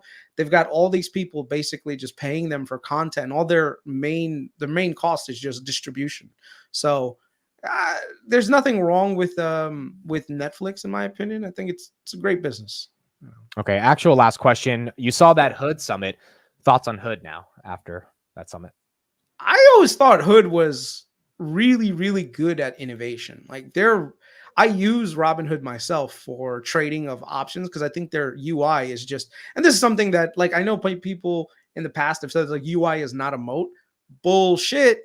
Try using Webull, bro. I signed up for Webull because I'm in this like competition with what's his name with Start Market News, like Evan and stuff like that. And so one of the things I needed to do was attach a broker, but I couldn't use my main broker. Otherwise, my entire portfolio would get recorded in there. So I created a Webull account. And let me tell you something. The entire time I'm using Webull, I'm like, man, I wish I was in Robinhood. I fucking wish I was in Robinhood. You know, I do think that there are opportunities for Robinhood to keep gaining market share. I am not the most ideal user of Robinhood. For majority of my investing, because I also do fixed income and I also do like preferred equity and stuff like that. So when you're doing that, you need like a more, how do I say it? Sophisticated More like, platform. Yeah. yeah. Like right now I was super long on BPYPM and BPYPN, like Brookfield preferred for their properties. The problem is Robinhood doesn't support it. Yeah. So even though I see an opportunity, I can't buy it. So I had people on the Patreon. They're like, Kris, I can't, I see it on Robinhood, but it's not supported. What do? I was like, well, the only option you got is open a Fidelity account, put money there, and you could buy it there. So when it comes to like the broader range of investing options, I'm glad that Robinhood is taking a stand and actually like doing that. I also think that tax reporting feature is amazing. Like that's going to be a game changer for a lot of people who are trying to be very tax optimized, Yeah. and they want to see what the impact is, especially next year with goddamn the tax cuts and all this stuff expiring. So, That is fair. Yeah. All right, Kris, thank you for being on extra today. Really appreciate it. We will talk to you later and keep How was the motherland? It was great. I enjoyed it. I had a lot of fun. India was awesome. It was 2 weeks. It was better than spending like a month there. It was better than a week, so it wasn't too short, wasn't too long. And did you get sick? Did you get the runs? There was one day where I had a little bit of a fever, but I slept it off and that was good. So okay, outside of that, I mean, you still got a little bit of immunity from the DNA, bro. I like if you haven't been to India, like, or you've never been to India, India is like the first, I would say, like 3 to 4 days. It's just you're gonna get sick, but you'll survive. But you'll get sick, you know. And then if you don't survive, then you should probably leave right away. Oh, that's facts. And the good thing is I got a internet on my phone, so we signed up for like a $15 of like unlimited internet. Like it was just so cheap, and so I had internet everywhere. So I like didn't have to worry about not being able to check the markets or stuff. So just having that made it easier to get through the whole trip as well. Yeah. All right, man. Well, I'll see you, man. Take care. It's good to see you back. You know. Yes, and let's get a more no hat Kris. I like this, Kris. Nah, I like my hat, bro. It's my lucky hat. You know, I tend to do well when I have the hat on. You know, everyone jokes about me selling Palantir because I wasn't wearing my hat that time. So Garcia posted this stupid fucking clip on Twitter, like, look at Kris, he sold his thing, right? But someone in the comment section noticed. They're like, oh, did you guys notice Kris didn't wear his hat when he sold? That means that it's his fucking hat. You know, it was a funny clip, dude. It was a really funny. You had the music in the background. I still have this hat, which I worn maybe like 4 or 5 times. Oh, I need that hat. I need this one. I'll send it to you. I'll send it to you. That's a good one. All right. Thank you, Kris. Right. Talk to you later. Dude. Later. All right, we've got Jose joining on in a couple minutes. We'll get his take on what's going on with the semis. Robinhood 27.25, Palantir 43.36, up about 1%. Again, the same game has been played for the past week now with Palantir. Bounces up to about the 43.50 range and then comes right back down towards the end of the day. At this point, I think the kind of market makers, hedge funds are just playing with the stock. They're kind of keeping it in a range before we get earnings. And then earnings, we either go up 20% or down 20%. I think that, well, there's a world in which we could be flat as well, but I do think this earnings is going to be very volatile for Palantir. And we'll kind of see how that plays out. DJT is up 6%. I don't know why that's up 6%, but that's up 6%. Maybe the betting odds of Trump winning the election are getting higher, and that's why DJT is up, but that one's up 7%. AT&T is up about 2%. NVIDIA down about 1.87. Jensen did come out and he said something today. Jensen said he's actually going to India this week to talk to Indian investors. He said, we had a design flaw in Blackwell and it was functional, but the design flaw caused the yield to be low. It was 100% NVIDIA's fault, but TSMC helped us fix it. So Jensen today, I think it was in an interview, kind of acknowledged that Blackwell's design flaw was 100% NVIDIA's fault, but their partner TSMC really helped them fix it. And now it looks like the street's giving them the benefit of the doubt for that Q4 revenue to still uptick based on Blackwell doing what it needs to do. So NVIDIA right here at 141, Palantir still kind of holding on to that 43.36. Let me check resistance on Palantir and see where 44 is. What 44 is asking for. 44, you got 10,000 shares at 44, so not too crazy. I think now it's more so a question of kind of it actually being able to break through 43.50, which was the real level that it's been stuck at the past couple of days. Really 43.30. So it's already broke 43.30, which is nice by 5 cents. But every day 43.30 is where it gets stuck to try to get a bit higher. Volume right here, 6 million. Good volume so far already. I mean, decent volume. Average volume again, 53 million. So just needs to see if it can get the momentum to break through. SoFi did break above 1060. Now it's at 1054. Holding 1050 is still incredible to me for SoFi. I think the street is still waiting on earnings, but 1060 or 1055, not horrible for SoFi, and a break above 1060 was nice to at least see it get to those levels. JetBlue down about 1%. Roblox down about 1.9. I think Roblox recovered from the Hindenburg short report they put out 2 weeks ago. Remember the first market open we did from India? We saw that was some breaking news. I think it's pretty much recovered most of what it lost since that report. So it seems like that report was not as serious for long-term investors. Amazon at 188, ARM Holdings at 145, Eli Lilly down at 902, down about 1% on the day, and Novix down about 3.4%. Joby and Lilium, some of these eVTOL companies getting a little bit of a bid from some news yesterday that came out for Archer Aviation. So if you're long eVTOLs, that sector doing nicely this week and getting some momentum, but mainly from that Archer Aviation news that came. Enphase now recovering a bit. It was down 17%. Now it's down 12%. So it seems like people bought the dip and Enphase getting a little bit of love right here at $80, still down about 12.2% on the day. All right, folks, let's bring in another contributor onto the show, someone that we all love for his understanding of the semiconductor AI landscape. Ladies and gentlemen, we have Jose. Good morning. Good morning. Welcome back to the States, man. I appreciate you. Nothing like being in the States. Nothing like being in America. It's so funny. My father-in-law was actually also in India. He came back 2 days ago. I wonder if you guys cross path at any moment. Why was he in India? Just visiting some friends. Oh wow, that's super cool. That's awesome. Yeah, no, it was cool. It was fun. Obviously, India. It's different from the United States, but there was a decent number of people that I asked about Nvidia just to see if that like AI semiconductor bug is in there. And because India's stock market is just getting all this retail participation, you got a lot of people that are betting on Nvidia. Which gets into my first question. Nvidia now is at all-time highs, down a little bit today, but it is 2% away from being above Apple as the most valuable company in the world. Frothy, bubblish, or how are you thinking of the valuation right now?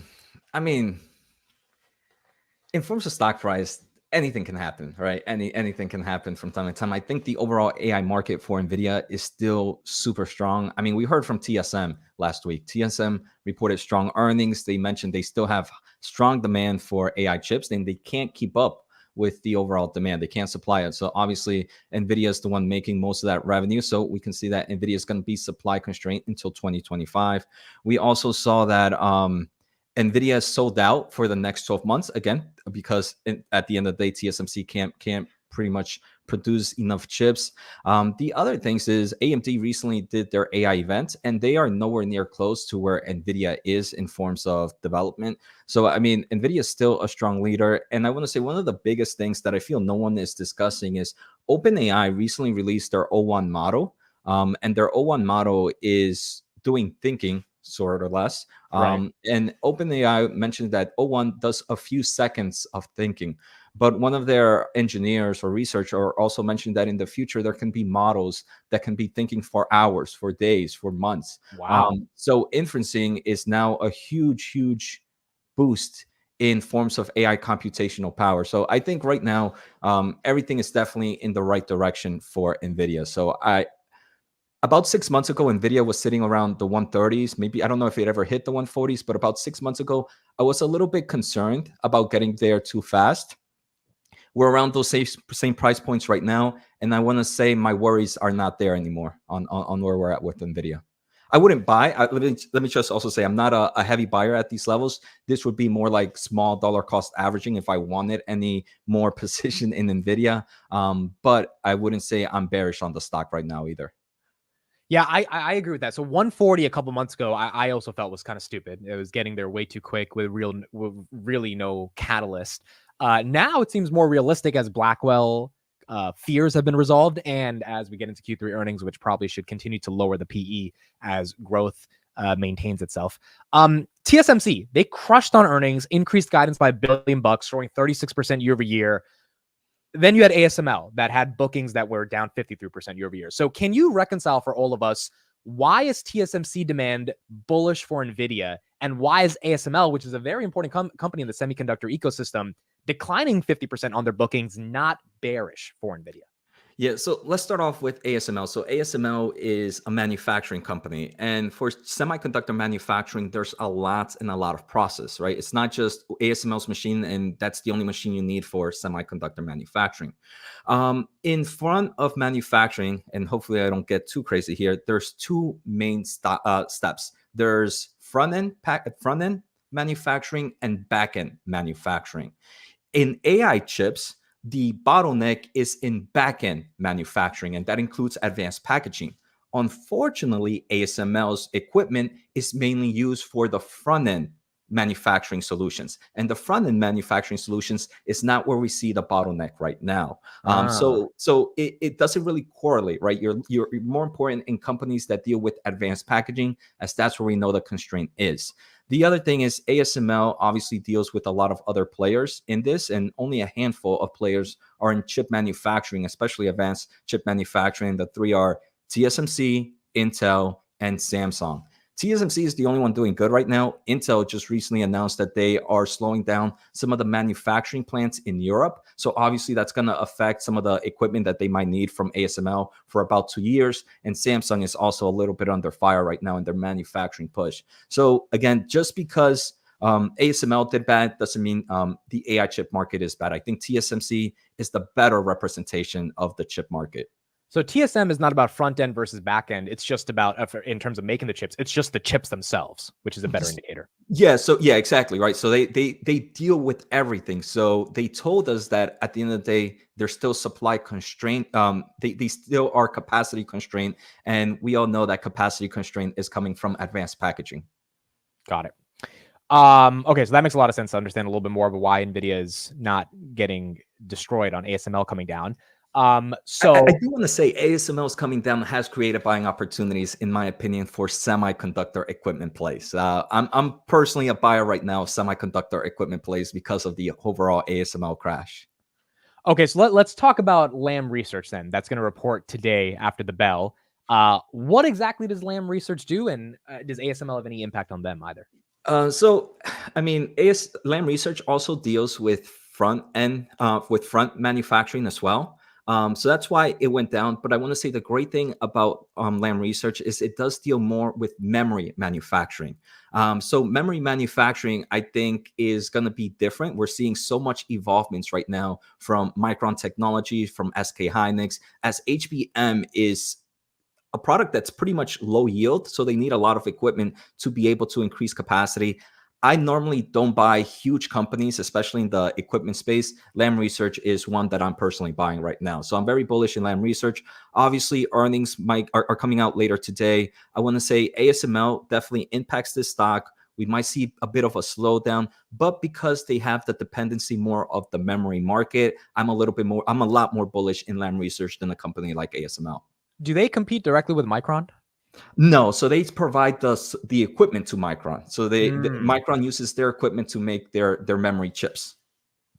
Got it. It seems like SMH, if you just wanted to ignore all this shit, was the buy this year in terms of just going long the broader semiconductor ecosystem. Okay, so we talked about NVIDIA, ASML. I want to get your thoughts on AMD because they had an investor day and they introduced some new chip. And it was kind of underwhelming to most investors that felt that it was a year away from Blackwell's capacity. So when Blackwell upgrades itself to the next Blackwell, then AMD will just be catching up to the current Blackwell. Is that an accurate reading? And does that kind of make sense that at this point, NVIDIA is the long and AMD is not the short, but AMD is just not the one to go long on? Yeah, so it's definitely true. It's funny, right? NVIDIA is my number one position. Now AMD is back to my number two position. And AMD, I don't think of it as an NVIDIA. I pretty much think this is an NVIDIA take almost all the market, but this market is growing at such a rapid pace that even small percentage points or even small breadcrumbs, one can benefit from it. And I think AMD can benefit from those breadcrumbs. I think the market cap is less than $300 billion right now. And I do think there are going to be certain needs for AMD's chips, even though if they are a generation behind. So again, I don't foresee this being a $1 trillion company right now. I don't see this being in NVIDIA, but I definitely see this outperforming the SP, the Qs, and even the semiconductor market. So that's why I personally enjoy owning AMD. Really? You see it outperforming the Qs over the next decade? Yeah, I mean, of most semiconductor stocks that are innovating usually outperform the Qs dramatically.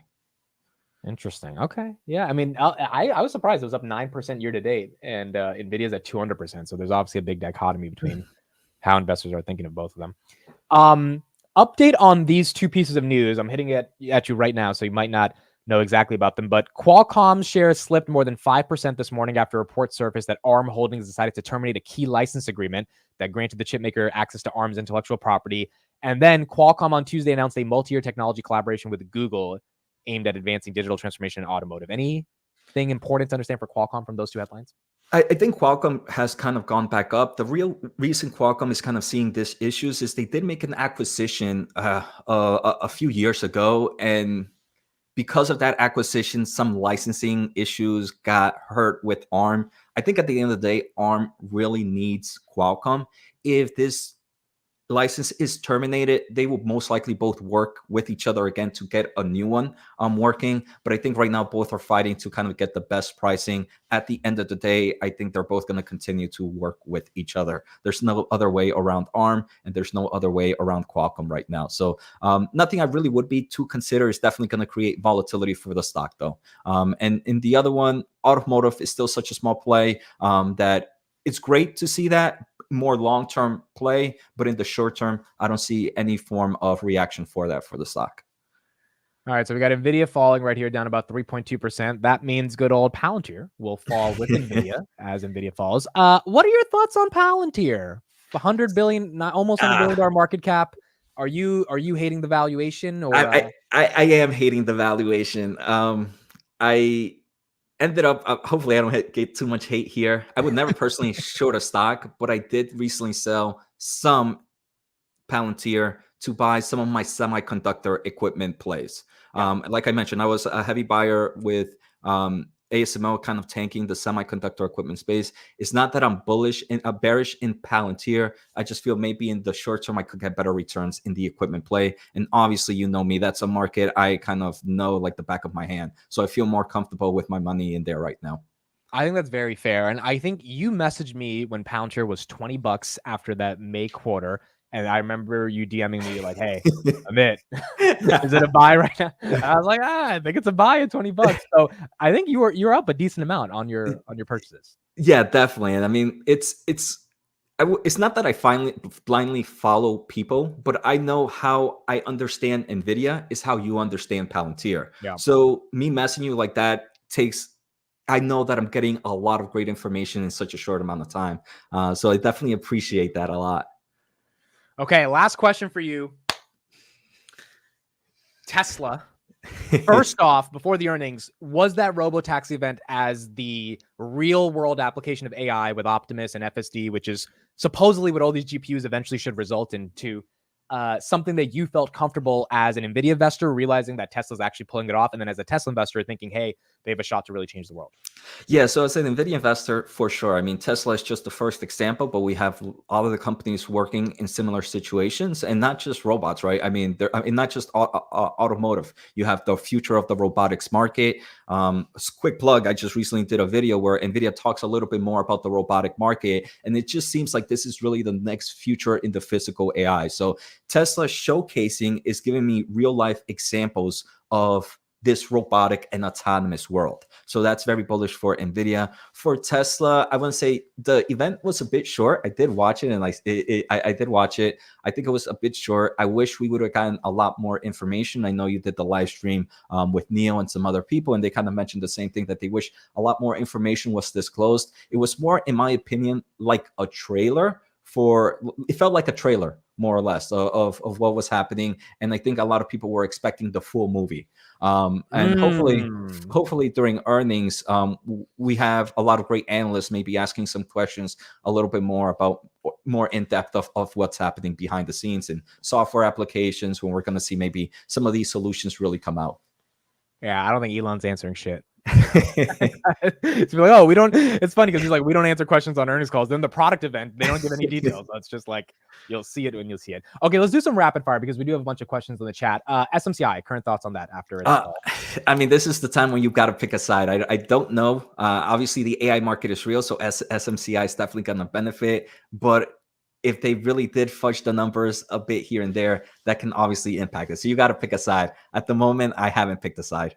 Dude, I like that saying. You got it. Sometimes you have to pick a fucking side, right? Sometimes you're either bullish or bearish, and you're either going to be wrong or right, but you can't be in the middle. So yeah, I think that's fair for SMCI. CDNC, any thoughts on Cadence Design? These are companies that deal with the software for manufacturing the chips, for designing the chips. They're very important. They're always trading at a high valuation. Normally a market I don't personally invest in, but there's a lot of tailwinds in this space as every big tech is designing their own chips. Okay. Broadcom, is it a buy right now for you? Broadcom, I think most of the AI chip market right now is just in very small dollar cost averaging opportunity. I think a lot of them are there's definitely a lot of tailwinds, but you mentioned it before. It's all about risk to reward ratio. While it is bullish, in my opinion, for Broadcom, for NVIDIA, I think the risk to reward ratio right now is a little bit iffy. So for me, it's more of a small dollar cost averaging opportunity. Okay. That is very fair. Krupa, thank you for the $10 super chat. Thank you, Mitt, for the NVIDIA chat with Jose. NVIDIA is my biggest position in my portfolio. Jose, when we meet each other, I got to get us both a beer with Krupa's $10. Sounds perfect, man. All right. That is Jose. Thank you for joining the show today. Jose's YouTube is in the chat. Again, this is the only YouTuber I watch when it comes to understanding things about the semiconductor ecosystem, AI, all of that good stuff. So please make sure to subscribe to him, and I'll catch you next week. Thank you so much. Appreciate it, man. All right. Talk later. Bye. Bye. Okay, cool. So Pounter 43.06. We are at 10:15 now in the current market day. Robin at 27.12. Basically, the market's taken a little bit of a hit. Not a crazy hit. You got Grinder down 4%, which I thought would happen. That probably should be coming down a little bit. Bitcoin not really finding any momentum. Lockheed Martin at 580. Celsius at 30. Celsius down 3.2%. I'm just not excited about Celsius. I know Chris loves Celsius. Jason from the Technical Tuesday loves Celsius. I just don't care about Celsius, dude.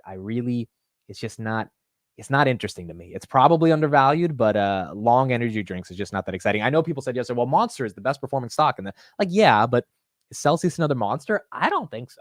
I really don't. And I'll maybe eat these words in a couple years if Celsius becomes the next Monster. But if it's not, just not the most interesting to me. But that one does seem like it's bottoming here, down about 3% in this $26 to $30 range. NVIDIA right here at 139. Not sure why NVIDIA took a 3% hit. Let me see if there's any news coming out. Again, I do think we're getting into that part of the cycle before the election where now people are going to start to get a little bit more scared.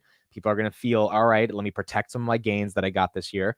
And then Trump or Kamala kind of determines where the market goes. But right now we got NVIDIA right here at 139.62, down about 2.7% on the day. Where's the S&P? S&P is down about 0.5%. And the Qs also down about 0.7%. And IWM, which really hasn't been able to find its footing, although it has tried to hit all-time highs, 219 right now, down about 0.5% on the day as well. So we're seeing everything in the market kind of go down on the day. I'm drinking it right now. That's my Starbucks. Dude, I don't know what it is with my taste buds. I tried drinking Celsius. I didn't get the vibe with it. I tried multiple flavors too. I bought like 4 of them. I think I did a live taste test in January on the market open, and we had 4 different flavors, and I couldn't get with it. It just was, I don't want to drink energy drinks, but a Monster or a Red Bull to me are just like on a hot day in the summer, a Red Bull is just like a chilled Red Bull. It hits different versus the Celsius. But then again, if they continue to beat expectations, as Chris said, when it came to growth, if the growth expectations are getting lowered as much as they are, then I think we could see some upside just on the fact that investors are finally ready to give it some more momentum. All right, what else do we have? Let's check in on CNBC. Let's see what the suits are talking about.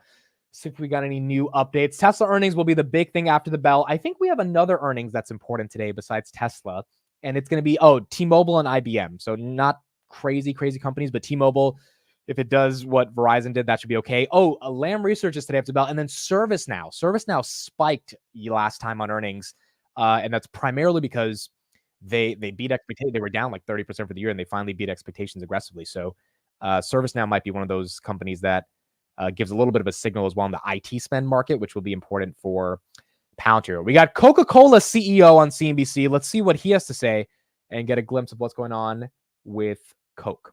All pretty good numbers. Yeah, look, I think global demand is pretty resilient. I think the last person on was talking about resiliency. I think the global economy is still posting pretty good numbers. There was a small upgrade from the IMF yesterday. Consumers seem to be pretty resilient around the world. Yes, there are puts and takes. Some countries doing better than others, and some sections of consumers doing better than others. But overall, pretty good resilience. Okay, so that's what we want to hear. You got Coca-Cola CEO. Coca-Cola is a brand that everyone in the world drinks. His argument is consumers are resilient. There's different consumer segmentations and geographies that aren't as good as others, but they're resilient. That's not what we should be hearing in a recession. In a recession, we should be hearing that there's people that are just not spending their money on things like Coke because overall demand is declining, and that's not what the CEO is saying right here. Our third quarter was a little unusual in the sense that actually the developed economies did a lot better than a few emerging markets. We see that as largely temporary. A couple of them are ongoing, but largely temporary.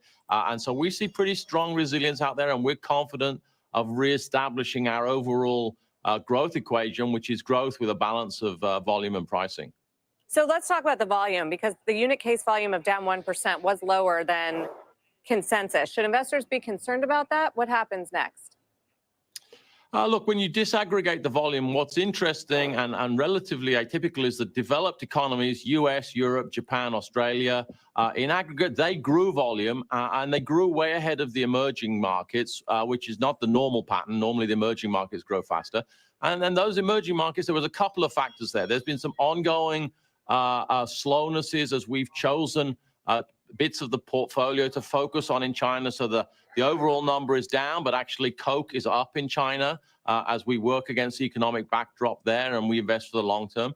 And then the Eurasia, Middle East, there's a spillover from the Middle East conflict, but also a number of quite profound macroeconomic restructurings that a number of the countries are doing there. And those are ongoing. But there's been some temporary factors. Big monsoon in India hit the third quarter. That tends to produce a better year next year. So we think it's going to work itself out and that we'll be back to volume growth and a strong balanced top line as we go forward into next year. Pricing doing the work, as I mentioned. I think that's fair. I think this is a fair argument. Coca-Cola stock, which Buffett still owns a decent amount of, is up 14% for the year. Buffett, again, has not really been selling Coke. He's sold a lot of Bank of America, and now he owns less than 10% of it, so he doesn't have to report when he sells. But again, it's just like, as I'm looking at Q3 earnings, and when I started looking at them when I was in India, it is wrapping up so far in the beginning, outside of big tech, to be a pretty strong earnings cycle. And I think if we were to have a 10% decline from now until year end, it would have to be something out of Q3 earnings, because I don't think Nvidia, Microsoft, or Google are going to crap the bed so aggressively to the point where the market feels valuations are expensive. Here's another thing about valuation, right? So you got the S&P 500 trading at, I think, 22 times earnings or 23 times earnings. One of those, call it 22 to 23. Historically, it trades closer to 17, 18 times, which is more reasonable. Two things about this that I think is important to understand for all the people that are saying the S&P is horribly overvalued. Number one, in 2009 to 2010, the average median PE on the S&P was 8 to 10. That has obviously changed. Now, if the S&P was trading at 8 to 10 times earnings, everyone would say it's a screaming buy, at least to an extent, barring there's not like a crazy pandemic or anything happening right now, because you would say this is a deep undervaluation of the types of companies we have in the index. So over the past decade, things have changed in regards to the valuation metrics that we think of for forward multiple expansion, because the times have changed, which then begs the question, if the times have changed, and that means the top companies in the S&P are not GE and ExxonMobil, but Microsoft and Google and the Palanters of the world, et cetera, that have 80% gross margins, that are expanding their multiples, that have massive amounts of free cash flow, they're printing. I mean, Google prints $20 billion of profits a quarter. Why wouldn't the S&P be more expensive if the types of companies that are filling up that index are technology companies with fixed costs and increased operating margins? And so this argument that people are talking about where the S&P is overly expensive at 22, 23 times earnings, which they are correct about that. Historically, that is, you're paying at the top of the level that it gets to. It's not as expensive as like 30 times earnings or something, right? Because you could say, all right, that's getting too much. But B, can you really expect to pay 18 to 17 times on earnings for companies that are in the index that have massive gross margin expansions that are actually printing free cash flow? It's just hard to imagine that. And so I think one thing that Julian Emanuel said a couple days ago on CNBC is that you have to get a lot comfortable with owning the S&P 500 or owning the market, even though it feels uncomfortable, because it obviously is, by all conventional metrics, expensive, if these types of companies are not going away. So if Google's not going away, Microsoft's not going away, Apple's not going away, TSM's not going away, et cetera, then those are companies that are going to keep the market expensive as long as they can continue the growth. I think the broader question for the S&P 500 and the whole market is, can these companies keep growing? And I think in Q3, they're going to keep growing.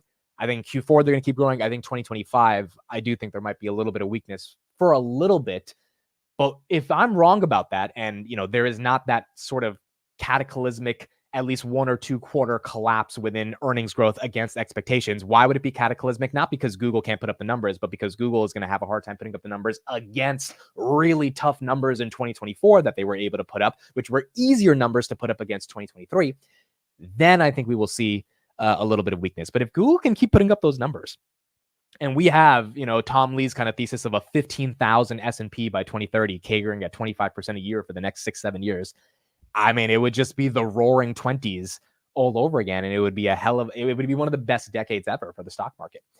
The question is just going to be, do we have that renaissance of growth that could actually be able to follow up? Amit, what do you think Tesla has to show today in order for the stock to move upwards? I think they've got to show EPS growth, and they're not going to show EPS growth. They're going to show EPS at 48 cents. Last year, I think it was at 53 cents. So they're going to show a 5-cent decline.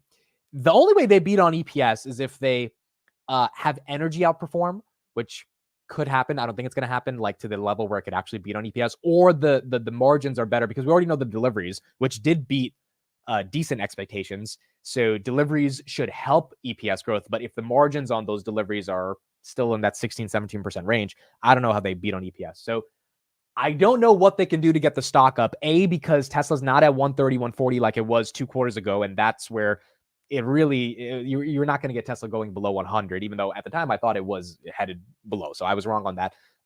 But realistically, it's just such a phenomenal company. You're not going to have the stock get to those levels because people are just going to be too excited to buy. Number 2, Elon gave a really good story about the robotaxi 2 quarters ago, and that's what got the market very excited. And then he got his compensation package, and the whole Delaware judge thing was resolved.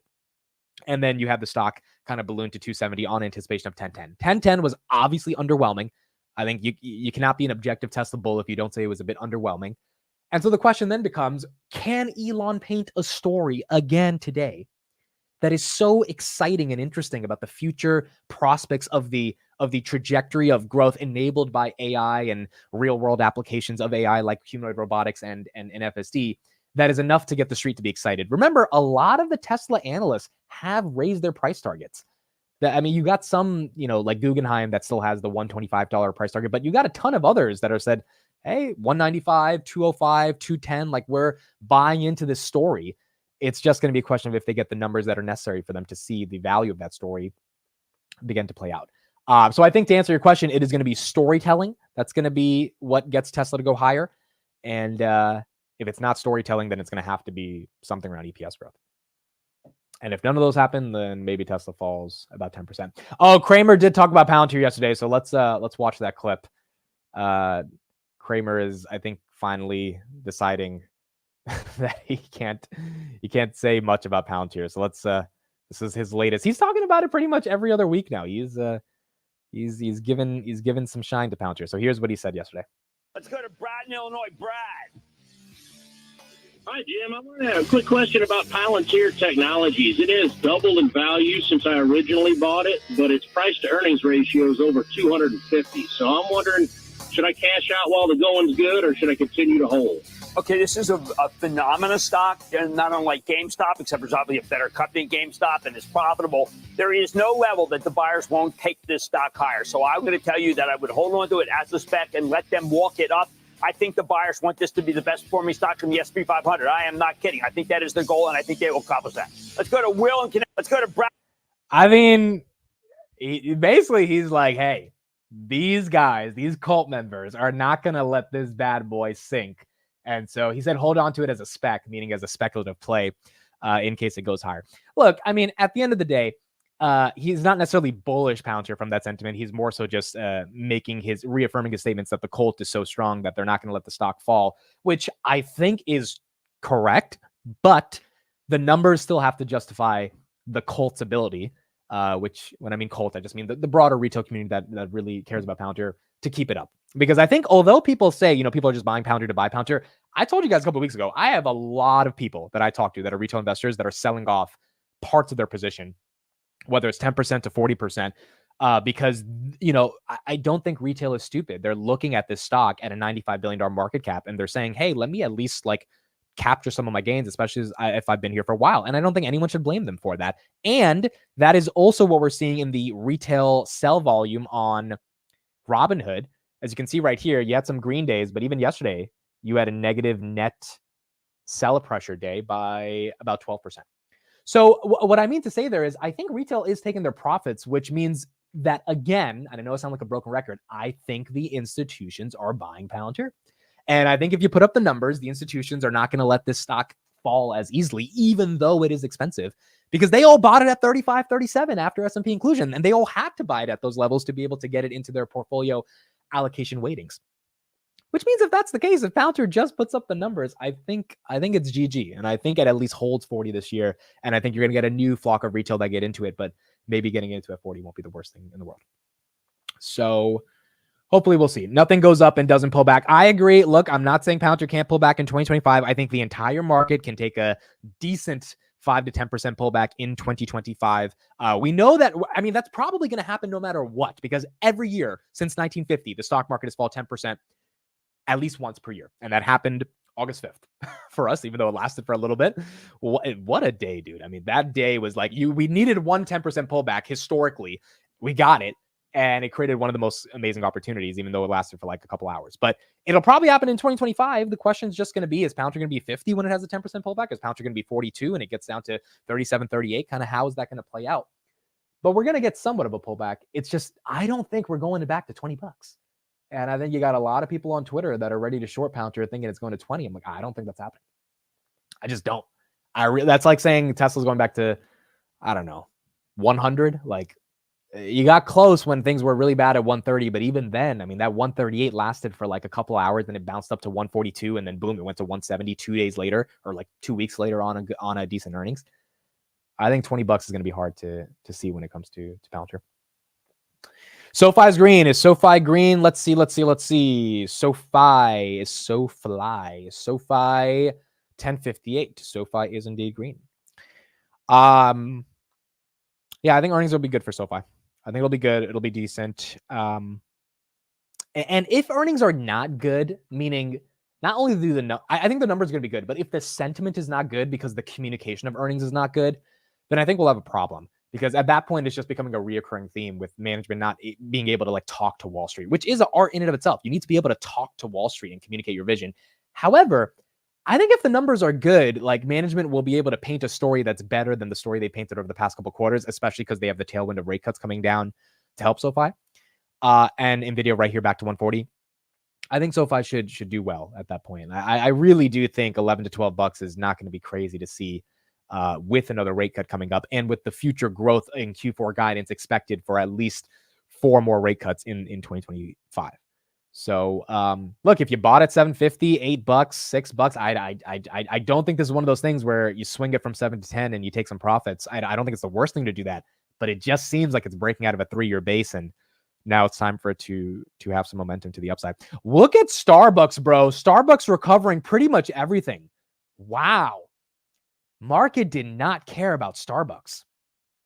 Take a look at that. Down barely 1% on the day.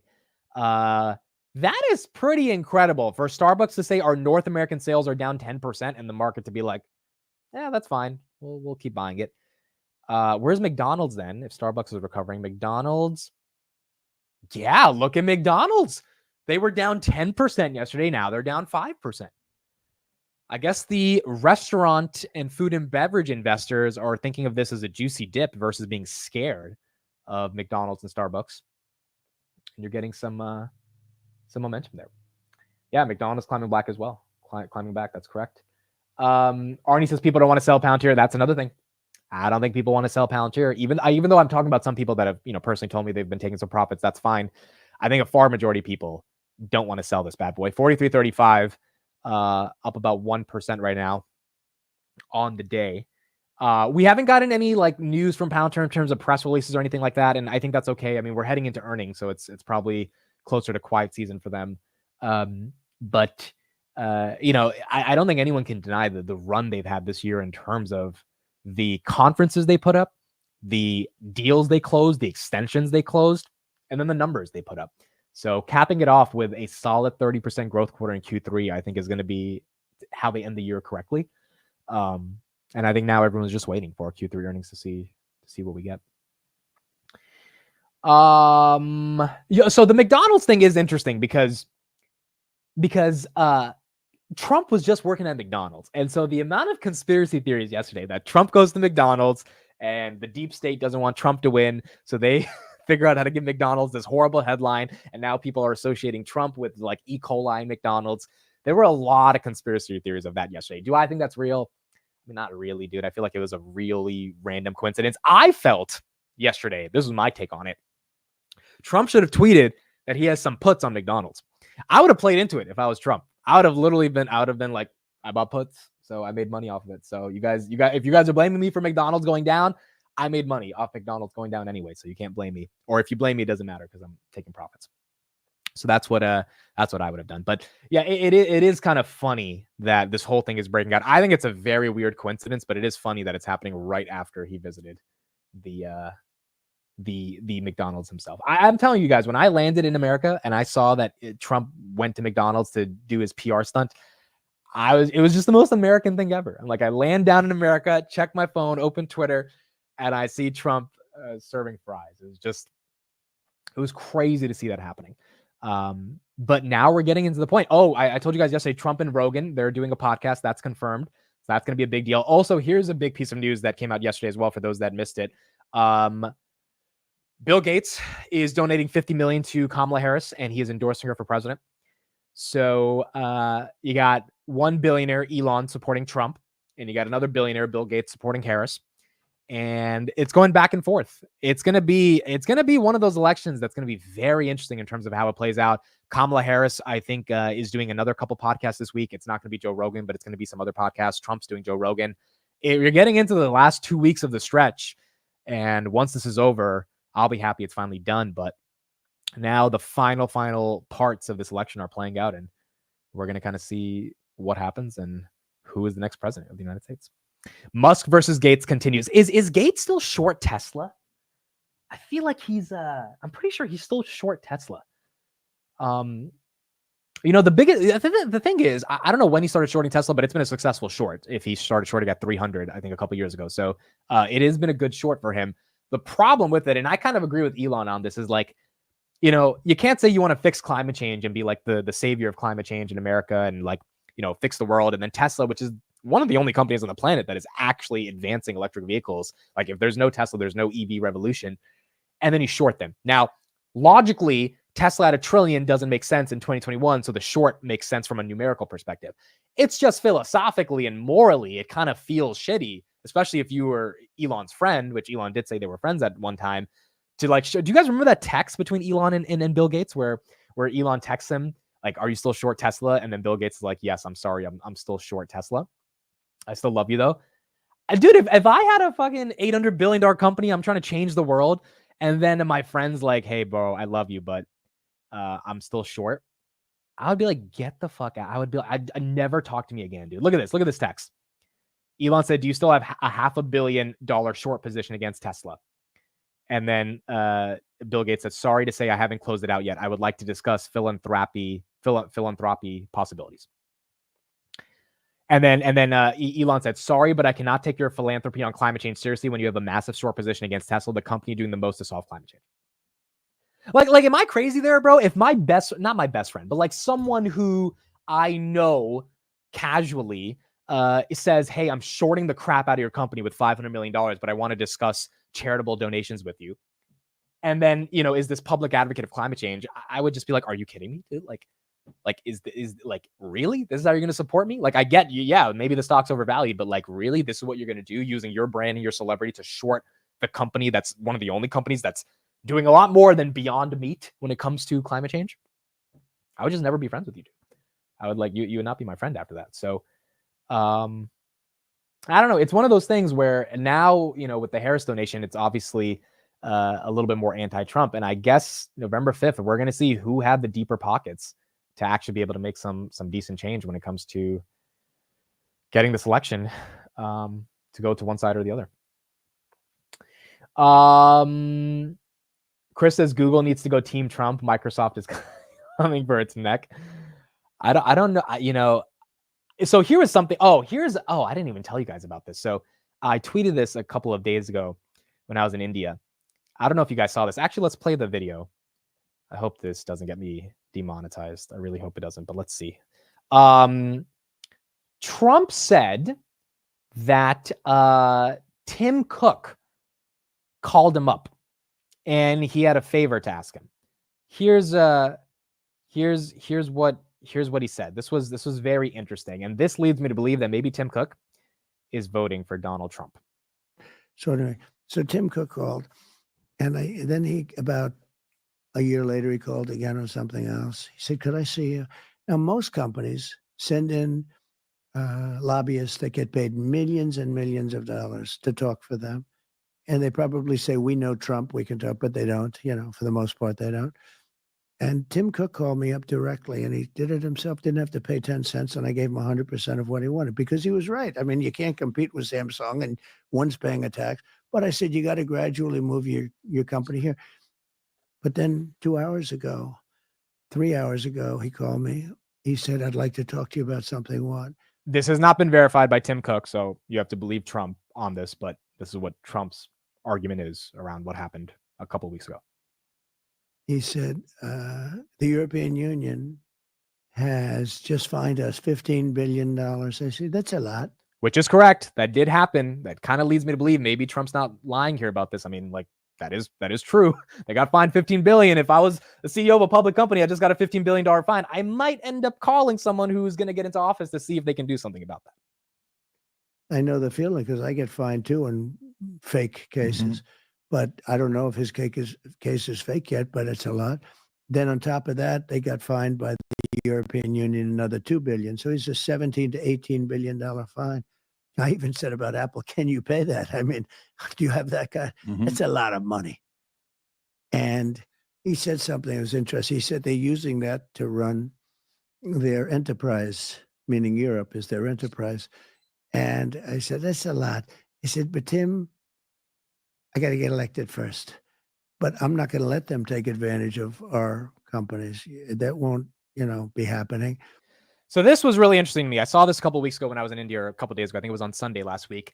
And it led me to come up with this thesis that maybe these big tech companies, Sundar Pichai, Tim Cook, all these people, they present a very liberal image of themselves. Tim Cook, very outspoken about gay rights, LGBTQ stuff, all that stuff. You would tend to believe that, and California in general, right, that leans more democratic. But if I was the CEO of a public company that's worth $3.5 trillion, I have a lot of shareholders that are really upset that my company is at a 34 times price to earnings ratio, and I'm not growing any top line sales. My Apple Vision Pro is a flop. The iPhone 16, maybe it sells, maybe it doesn't. And then the EU says, hey, you got to pay us $15 billion because, the European Union, in the words of Tim Cook, if this is accurate, what Trump is saying, wants to run their enterprise, wants to run their country by taxing the crap out of these companies versus allowing innovation to naturally create the next Apple or the next Google in Europe. I would give a call to Trump and Harris, and I would imagine Tim Cook is playing both sides of the field, and he's trying to figure out which one of these people, if they get elected into office over the next couple months, is going to be able to fight with the EU to somewhat put pressure on them to not do this anymore to American companies. Now, look, to give the EU the benefit of the doubt, Apple has absolutely taken advantage of smaller companies, their stupid 30% tax on downloading the apps. Like there's definitely bad things that Apple has done. This is by no means a defense of Apple. But $15 billion is a lot of money, especially coming from one government. And so you could get the argument that, hey, I want to figure out which presidential candidate can actually fix this issue, or at least put enough pressure on the EU to stop them from doing this in the future. Pouncer right here, 4364, 1.65%. So breaking above 4350. That is nice to see. And Nvidia is red while Pouncer is green. So that's also nice to see. McDonald's back to 300.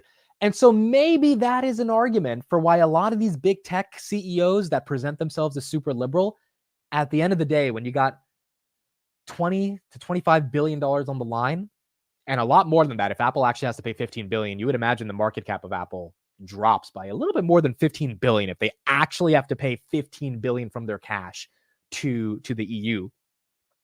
That's like tens of billions, if not hundreds of billions of market cap that's on the line. And so, when I posted that on Twitter, a lot of people said, well, wait a second, Tim Cook has values, and his values are very conducive to democratic policies, all this stuff. And I was like, dude, values is one thing, money is another. And if someone's promising you to fight on your behalf and not have you pay $15 billion, which could result in hundreds of billions of dollars of losses of market cap, I think, your vote is pretty obvious where it goes at that point. just in terms of how you want to navigate it. The question is, will Kamala also be able to fight with the EU? And I don't know, right? Because a lot of the sort of policies that she's put out in her administration from a preliminary perspective do seem a bit more anti-big tech. Now, granted, J.D. Vance on the Trump ticket is also anti-big tech. He's not a super big fan of these big tech monopolies in terms of how they're taking advantage of smaller companies. So it's a very dicey situation navigating it. But if you know the guy, which is why I think Elon's so happy that Trump might get elected, because he really knows the guy at this point, they're becoming best friends. You might be able to get some things done. I think the other reason Tesla goes up 5%, I asked Jason about this yesterday. Do you think Tesla goes up 5% if Trump gets announced the day after? I think another answer for this is, as Arnie says, I would sell my vote for $15 billion. I agree. Is because FSD regulatory clarity is not going to be easy to get past. Unless you can, make a phone call to Donnie T and be like, hey, remember all that money I gave you? Remember all those speeches I gave in Pennsylvania for you? Can you do me a solid? And I think Trump, given he's a negotiator, fulfills on that promise, potentially to Elon. So I don't think Elon gets to work with Kamala in any manifestation. If Biden barely embraced him, Kamala's not going to embrace him. So for him, it's kind of an existential threat over the next 4 years to make sure he has someone in the White House, because the Tesla's just becoming that big of a company, where you have the political leanings to be able to get shit done. And I think that's why he is really campaigning for Trump. TSM just went green, up 1.5. Robinhood 27.33. Palantir going nicely green at 43.62. Let me see the resistance on Palantir at 43.70. 43.70. We've got 3,000 shares. Nothing too crazy. At 44, we still have 13,000 shares, up from about 10,000. Volume is on the day 13 million. Seems to be on pace for its normal volume. Let's see. Maybe we can crack above 43.75, which then kind of gets us much closer to that $44 level. Chris says it's funny how Alex Karp is Kamala. So someone else said this in the comments when I posted about Tim Cook. They were like, "Oh well, Amit, why are you saying this? Because some people have values. Alex Karp has values, and he's voting for Kamala Harris because he doesn't like Trump." I was like, dude, if Trump was guaranteeing Palantir $20 billion of deals, I don't think Alex Karp is voting for Kamala Harris like that. Now, that's not obviously happening. Trump's not guaranteeing $20 billion of deals. But, I mean, already Karp has had a problem with the Democrats. If you read the Financial Times interview that he put out 2 months ago, it was a small interview, but it was a couple quotes of him basically saying, hey, the Democrats need to stop acting like this because they'll make me reconsider. That was the gist of kind of what he was saying in that interview.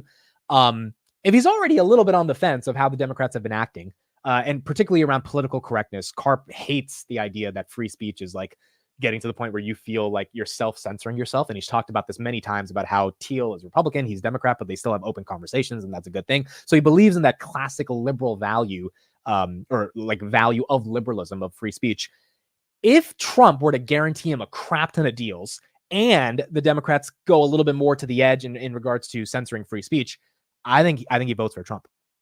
And I think at the end of the day, the easy justification is very simple. If my company is more valuable because my company is getting more contracts, because my company's technology is being used to save more lives from a defense perspective, then my vote for Trump, even if it disaligns with my economic values, because Karp, believe it or not, is much more progressive. Like, he's much more socialist in terms of how he thinks about economics. I think he will outweigh the lack of a socialist economic regime, or at least the metaphorical feel of a socialist economic regime that is more implicit in the Kamala administration versus the Trump administration, for the actual power that Palantir will have, because he knows that Palantir is a company that will exert that power in a meaningful way and protect the West, which will outweigh the concerns he has about a Trump presidency. I think that's a very simple, logical syllogism to be able to make an argument for why he would vote for Trump. He's probably not going to vote for Trump because he really doesn't like Trump. And he's been public about that. But if you're guaranteed a lot of money, I think he would be able to do that. And so that's important. Wait, say regime again. Did I say regime wrong? Am I saying regime wrong in some in some way? It's regime, right? Oh, is it regimen? No, it's regime. I'm not saying regime wrong. I hope I'm not saying regime wrong. So those are my thoughts. Those are my thoughts on kind of how it'll play out and where it goes from there. Are you tracking Reddit? I got upgraded to $100, which saved my calls. Really? They got upgraded to 100 today? Who upgraded them to 100? Reddit 79.61, up about 3%. I like Reddit I like Reddit's valuation. I don't know if I would buy it right here. I was wrong on them on the IPO. I thought it was going to be a bad IPO. I didn't look at the valuation enough. I mean, very close to profitability. They're like 2 quarters away. And the valuation like $6 billion for a company doing close to $1 billion in revenue. Like, it was a good IPO buy, and I missed that one. So yeah, I think Reddit gets to 100 eventually over the next couple of years. Their AI moat for data training is also not bad at all. But I think it takes a little bit more time for them to realize that. Also, their user growth is not horrible. I don't use the platform. I know a lot of people, I don't use Reddit. Like, I barely use Reddit here or there. I'm like, the way I use Twitter is the way some people use Reddit. Like, I'm on Twitter 24/7. Some people are on Reddit 24/7. I'm just not an avid user of it. But for those that are on it, they're on it every single day because of how valuable it is. Why is Hims tanking? I don't know, but Hims is, wow. Where did 7% come from? Dude, Hims goes up 7% and down 7% almost every other week. It's getting a bit ridiculous on Hims. That is crazy. Canada just cut rates for the 4th time in a row. Okay, that's good news. So we got some Canada rate cuts. 50 bips. There you go. Canada cut by 50 bips. That's good news. I think the Hims news also might be because of an Eli Lilly press release I saw this morning, or a headline on Eli Lilly. It's every day. It's about something with Ozempic, supply and demand, FDA, something about Ozempic. Yeah, Eli Lilly, Novo Nordisk asked the FDA to ban compounding pharmacies from making copies of Ozempic. Hims down 7%. So it's not about Eli Lilly. It's about Novo Nordisk, which basically means they're asking the FDA to not let Hims sell the bootleg version of Ozempic, which makes sense. That actually makes a lot of sense because if they are the owners of the intellectual property around the drug, then why would you want people making a bootleg version of it? Now, will they win this lawsuit or this case with the FDA? I don't know. But that is why Hims is down. You know, the sad thing about Hims is that the only reason they've really ramped up this year is not because of their core business. It's because of this whole Ozempic thing. And there's so many pillars to the Ozempic thesis in regards to how it's playing out from a legal perspective that is also making Hims very volatile. I think Hims' long-term growth story is intact, but the volatility this year has primarily been, at least over the past couple months, because of this Ozempic stuff. And then, yeah, you got the Canada interest rates coming down. Bank of Canada cut its interest rate by 50 bips to 3.75%. That's, I mean, look, the United States is still at 5%. So I think 25 bips we'll get. I don't know if we're going to get 50, but seems like 25. Hopefully we should be able to get. Yeah, that's the Novo Nordisk news that got Hims down about 7%. Well, where's Lilly on this? Is Lilly down on this? Lilly is flat. Lilly's down 0.47%. Pouncer 43.44, coming down a little bit from that 43.60 level, but trying to get back to 43.40. We're trying to get back up to that 43.50 right now. Amazon and Walmart will eat up Hims. What's your thesis on that, Jed? Is your thesis that kind of pill pack, which is Amazon's pseudo pharmacy, is going to be able to commoditize Hims? Hims, I could see Hims getting bought out one day by some of these bigger players. I don't think the CEO wants to get bought. It seems like they have a long-term growth story they're going for, but it's not a super big company. And you could see some of the bigger players kind of just gobbling them up as well.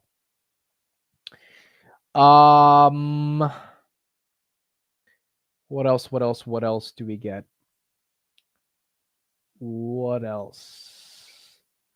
Canada cut rates, but mortgage rate keeps going higher because of USD and delinquency on loans and insurance prime. Yeah, I mean, look, until the US really lowers rates, we're going to have some issues with mortgage applications worldwide. The US housing sector is going to have an impact on the entire housing sector. And like the other problem is, Tom Lee came out with a new call. He says he wants to go long the home builders. I don't know if going long the home builders makes a ton of sense. So logically, it makes sense. Like Lennar, for example, is one of the largest home builders in the country. And it makes sense that when rates come down, they'll be building more homes. However, the question is going to be when does that actually happen, right? So they're up 16% year to date. Over the past year, they're up 63%. You've got to have mortgage applications rising to deal with the amount of supply, but the amount of supply has to first rise to be able to offset the amount of cost so that mortgage applications could rise. And I think it's going to be in a little bit of a kerfuffle for the next 6 months before you see the stock market react positively to the home builders. Although I do think logically it makes sense the home builder should get some momentum as rates come down. But that's another industry I think we have to do a little bit more DD on to see kind of what's happening. Tesla right here down about 1%, 215, Palantir 43.42, Google at 165, Verizon at 41.90, Spirit Airlines. Wow, Spirit's up 33%. Looks like Spirit had some headlines outside of the bankruptcy stuff last week or 2 weeks ago. And that's giving you some momentum as well. Where are oil prices right now? Oil prices down about 1.17%. That is great to see. We want to see oil prices continue to fall. And if they do, then that's not going to be sort of a bad thing for the broader economy. Again, oil below 70, I feel like it helps with CPI. And then what it really helps with is the Fed justifying that we'll have more rate cuts. Let's listen to the Boeing CEO. They had earnings today. Let's get some thoughts on what's happening with Boeing. Talking about increasing production of the 737 MAX. It was his first interview since he took over as the CEO of Boeing, which reported a $6 billion loss. Of course, the machinist strike may be concluded as soon as this evening. There's the possibility, probably the likelihood of a large equity offering at some point very soon. Jefferies Aerospace and Defense analyst Sheila Kagalu joins us. She has a buy rating, 240 price target. What do you think about his sort of public debut, so to speak, conference call, interview with us as well? Didn't have a lot of answers. It was as expected from Kelly with a man who has a strike. There's a strike vote tonight that concludes after 5 p.m. Eastern time, and obviously an equity raise coming up. So I think he has to be pragmatic in his approach, and that's what he did at Rockwell Collins. He's slow and steady wins the race. We have a 10% headcount cut that we heard about 2 weeks ago. Surprising fact for you, Boeing headcount is 15% above 2018 levels, while plane production is half of where it is. So we could see more headcount cuts. And I think some of maybe what investors want to see and what we wanted to see was potential other portfolio realignments, which he kind of talked about, but not as aggressively as folks What want. would you like to see? I mean, again, he didn't commit to anything. Phil asked about defense and a number of other areas as well. I know there are some expectations amongst investors that there may be some divestitures. Yeah, so we have a 10 billion potential equity raise to fund debt in 25 and 26, and obviously cash flow needs. But you have a $3.5 billion services business, and where we're seeing service assets is 15 times EBITDA. So we're not talking about a spin of the entire asset, but bits and pieces of that. And even though defense is loss making today, 2 billion today and 1 billion in each of the next 3 years, this asset was generating 2 billion of free cash flow in 2019. So there are good parts of defense, and there are some legacy businesses that folks might want. Can he put out the fires of the moment and focus on next gen? I think he can. I think, when it comes to Boeing production, you're only manufacturing 2 aircraft, 737 MAX and 87. So let's focus on 87. We're at 4 today, going to 5 by end of year. 37, we have a strike, so we're at 0. And let's see how quickly we could get up to 25, 30, 35, 38. But we think we're stuck at that 38, 40 range for the next 2 years. Here's the Boeing CEO right now. Is in Arlington, Virginia, with Kelly Ortberg, first national TV interview since taking the job. Hey, Phil. Carl, how are you today? Kelly, thank you for joining us. Carl set this up by talking about the huge loss for the third quarter. You've got a slew of problems to tackle. And I think a lot of people look at Boeing right now and they say, how long will it be until investors can say there's no more string of bad headlines that are going to come out? Something that will make people say, here we go again with Boeing. Well, I've said there's no silver bullet. This isn't going to be fixed in one fell swoop. We've got a lot of issues here that we're dealing with. The first thing we've got to do is stabilize the business. And obviously getting through the IAM strike is the first big step in doing that. But then we've also got to shore up our balance sheet so that we have a solid balance sheet to manage the realities of our business going forward. I think from a longer term perspective, getting focused on executing on these development programs is critical for our company. And then underlying all that is culture change. And we're off doing that. We're reevaluating the values in the company. And we really need to embark on a culture change that is something more than just a poster on the wall. It's really going to guide how the company behaves day in, day out. You're sitting on about $10 billion in liquidity right now at the end of the third quarter. You've got this machinist vote happening today. How critical is it to your bottom line that you get a deal locked in, if not today, but very quickly with the machinists, or else it forces you guys into some some tougher choices. Well, I think we've got a good liquidity plan, irrespective of the near-term outcome here. So I feel pretty confident in that. But the vote is important. It's more important in terms of our long-term getting back to building airplanes, delivering good airplanes. And so we've worked really hard to find that overlap where we've got a deal that the employees can feel good about and the company can be successful going forward. So I'm very hopeful for the vote. We'll hear later on tonight. You've spent some time on the floor. You've talked with some of the machinists. Can you understand some of the venom that they have expressed towards Boeing for the way relations have gone over the last 20, 30, 40 years? Yeah, there's a lot of history there. And, I wasn't a part of a lot of that history, but there's clearly a lot of emotion associated with this. My focus is get everybody looking forward, get them back to work, improve that relationship. I met with the union leadership my first week on the job, and I said, we've got to improve the relationship, and I'm committed to do that. And nothing's changed in that regard. So when they're back on the floor, I'll be back on the floor, helping improve that relationship. You guys are in the process of cutting about 10% of your workforce, roughly 17,000 jobs. That'll happen over the next couple of months. If this strike lingers on, will there have to be even further job cuts? Well, I think you should separate the job cuts from the work stoppage right now. The realities of our business is we're overstaffed for the forecast of our business going forward. So we need to right size and be efficient. And I think we need to continue to do that as we go forward. Obviously, the later that the strike ends, the more impact that will have in terms of how fast we're able to recover. You've got the potential filing for $10 to $15 billion in a capital raise. You haven't made the decision on when you're going to do that. Is the ending of the strike, is that sort of the key thing? Once you get that in place, you have the certainty that you can say, okay, let's go forward. I guess what I'm asking for the investors, when should they expect you guys to make that decision? I don't think it pivots on the timing of the strike. I think we've got a good plan to raise. And so we'll execute to that plan. You've seen that we started to do some things here to get prepared for that. One of the things about Boeing is that they're still a big defense contractor. And, there's an argument that the market is not going to let Boeing necessarily take that big of or the government won't let Boeing fail. But that doesn't mean the market's going to buy up that stock and, keep it as afloat. I think TJ sold some puts on Boeing. He texted me. He's like, hey, we're selling puts on Boeing. I'm like, okay, we're selling puts on Boeing. So I think we sold puts at 150 on Boeing.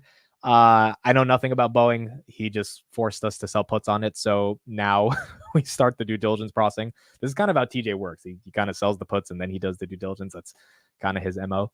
But I don't know. Boeing right here. Where is it at right now? I think the puts are at 150. Boeing's at 154. Could I see it going to 150? Yeah, I could see that happening.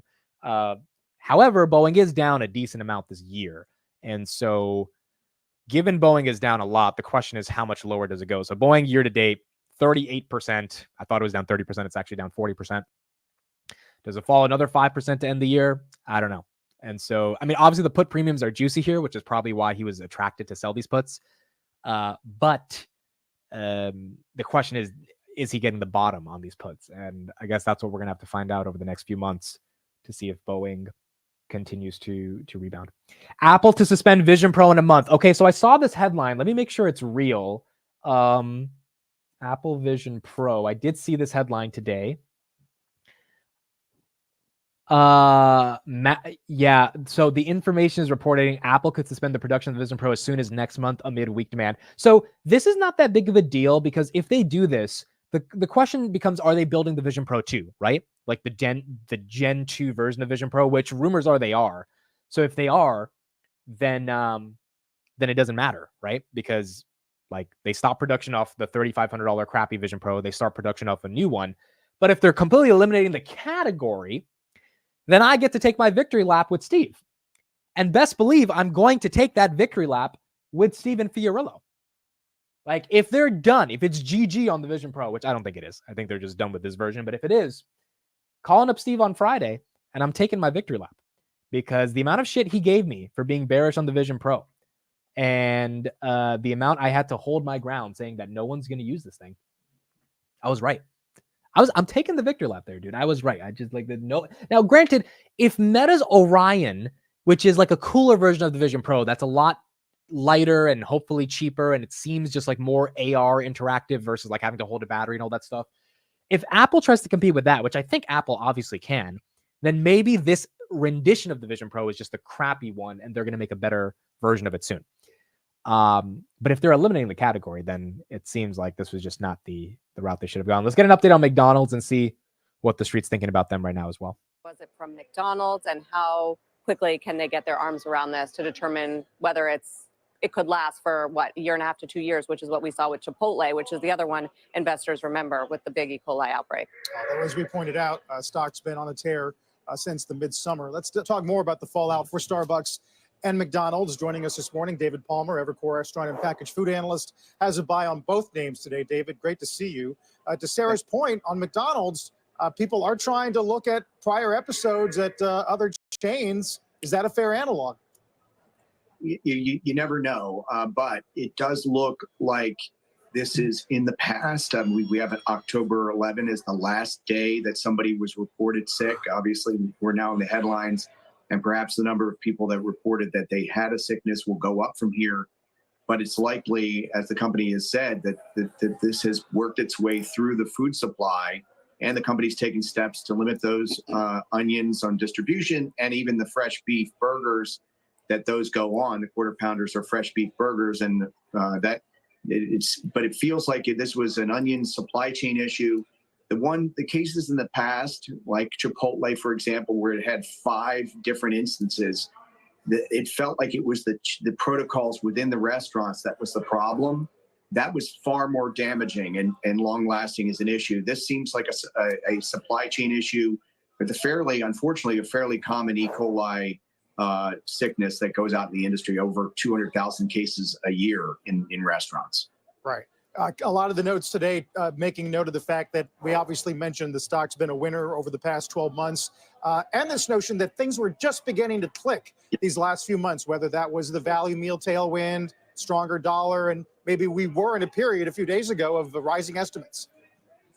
That's absolutely true. There's still concern about international weakness, but the U.S. was gaining momentum, traffic even more than sales. And then the Chicken Big Mac dropped lately. That has helped their check reinflate in recent days. The momentum in sales before this news was stronger and stronger.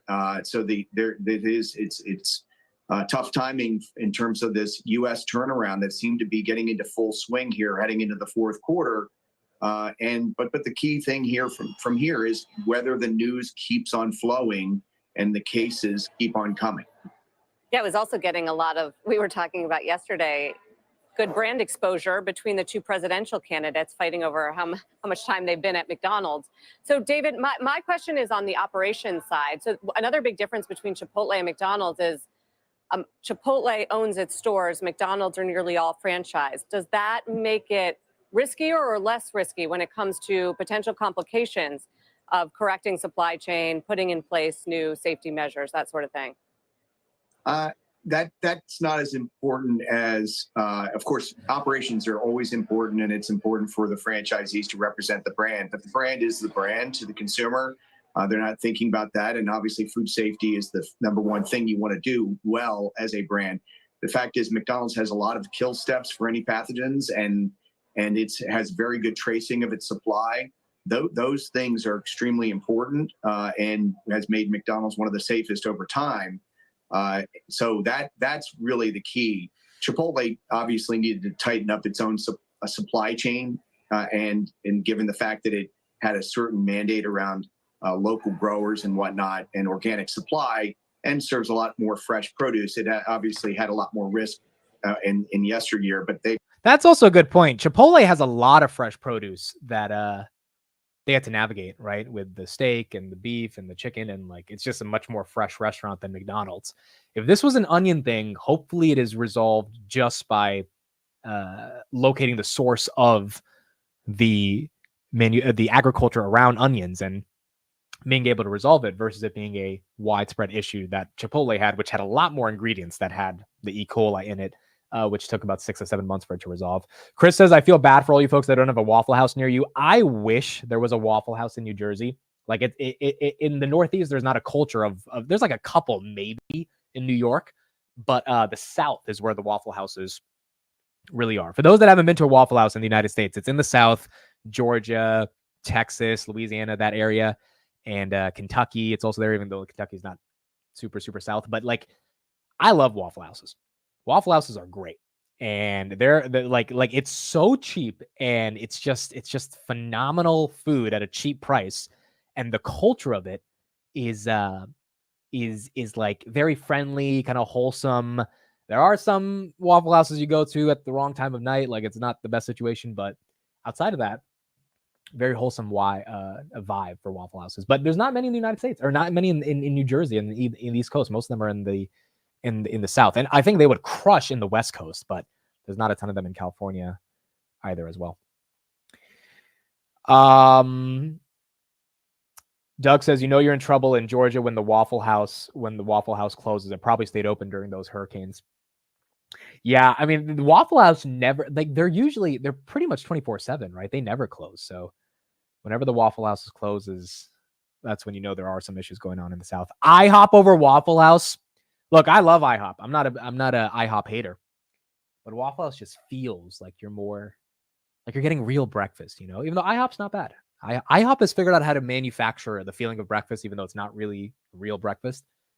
But Waffle House is a different vibe to it.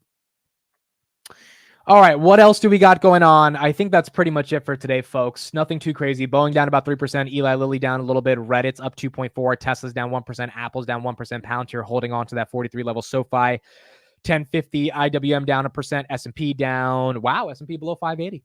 All right, so you're getting some actual weakness on the S&P now. Again, post pre-election jitters, I think, are starting to come in, and we're going to have to see how Tesla performs to start of big tech earnings. But we got 2 weeks left for this election. Once we're done, I think we can move on from it. CleanSpark's down about 5% on the day. Bitcoin looking like it might head back to 65,000, which would hurt some of the crypto proxies. Alibaba down about 2%. Amazon down 1.2%. Pretty much everything's red. Dell's a little green. Spirit Airlines is green. HIMS is down 8%. Reddit's a little green off an upgrade. Palantir's a little green. Everything else pretty much red. And then TSM up about 2% on the day.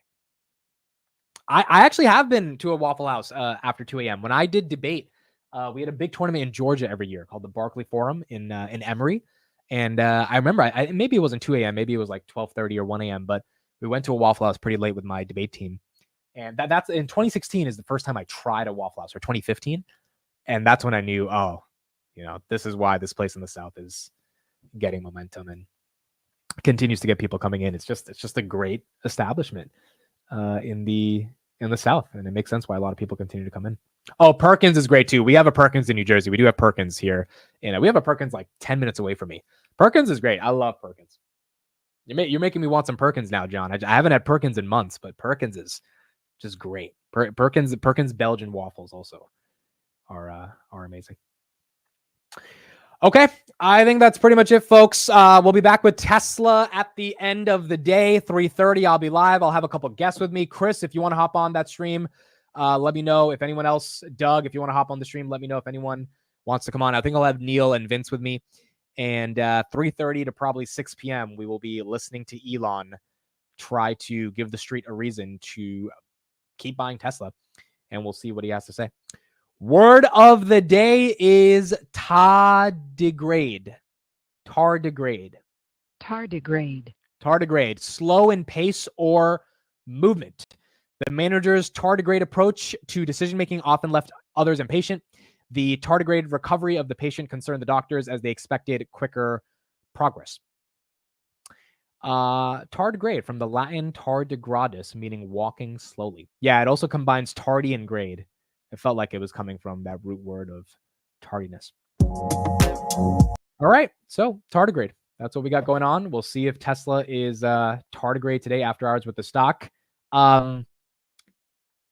If I had to give my kind of final prediction, I'll reiterate it at 3:30. If I had to guess between a dump or a pump, I would say a little bit of a pump. And not a huge pump, but a little bit of a pump because it already fell a ton from 260 to 220. So I don't know if it needs to fall another 10%. I don't think the numbers they're going to put up are going to be so god awful that the street's like, oh my God, this thing has to go back to 200. So if I had to bet, I'd say a little bit of a pump. I'd say pump to maybe 225, maybe 230. but more likely than not, I think stays flat, maybe down 1 or 2%, which is not really a dump. So I think that's kind of what we'll see when it comes to Tesla. All right, that's it for me. Thank you, everybody. I'll see you guys at 3:45 p.m. on the market close for Tesla earnings. Actually, 3:30 we'll be live. See you guys. Talk to you later. Bye-bye.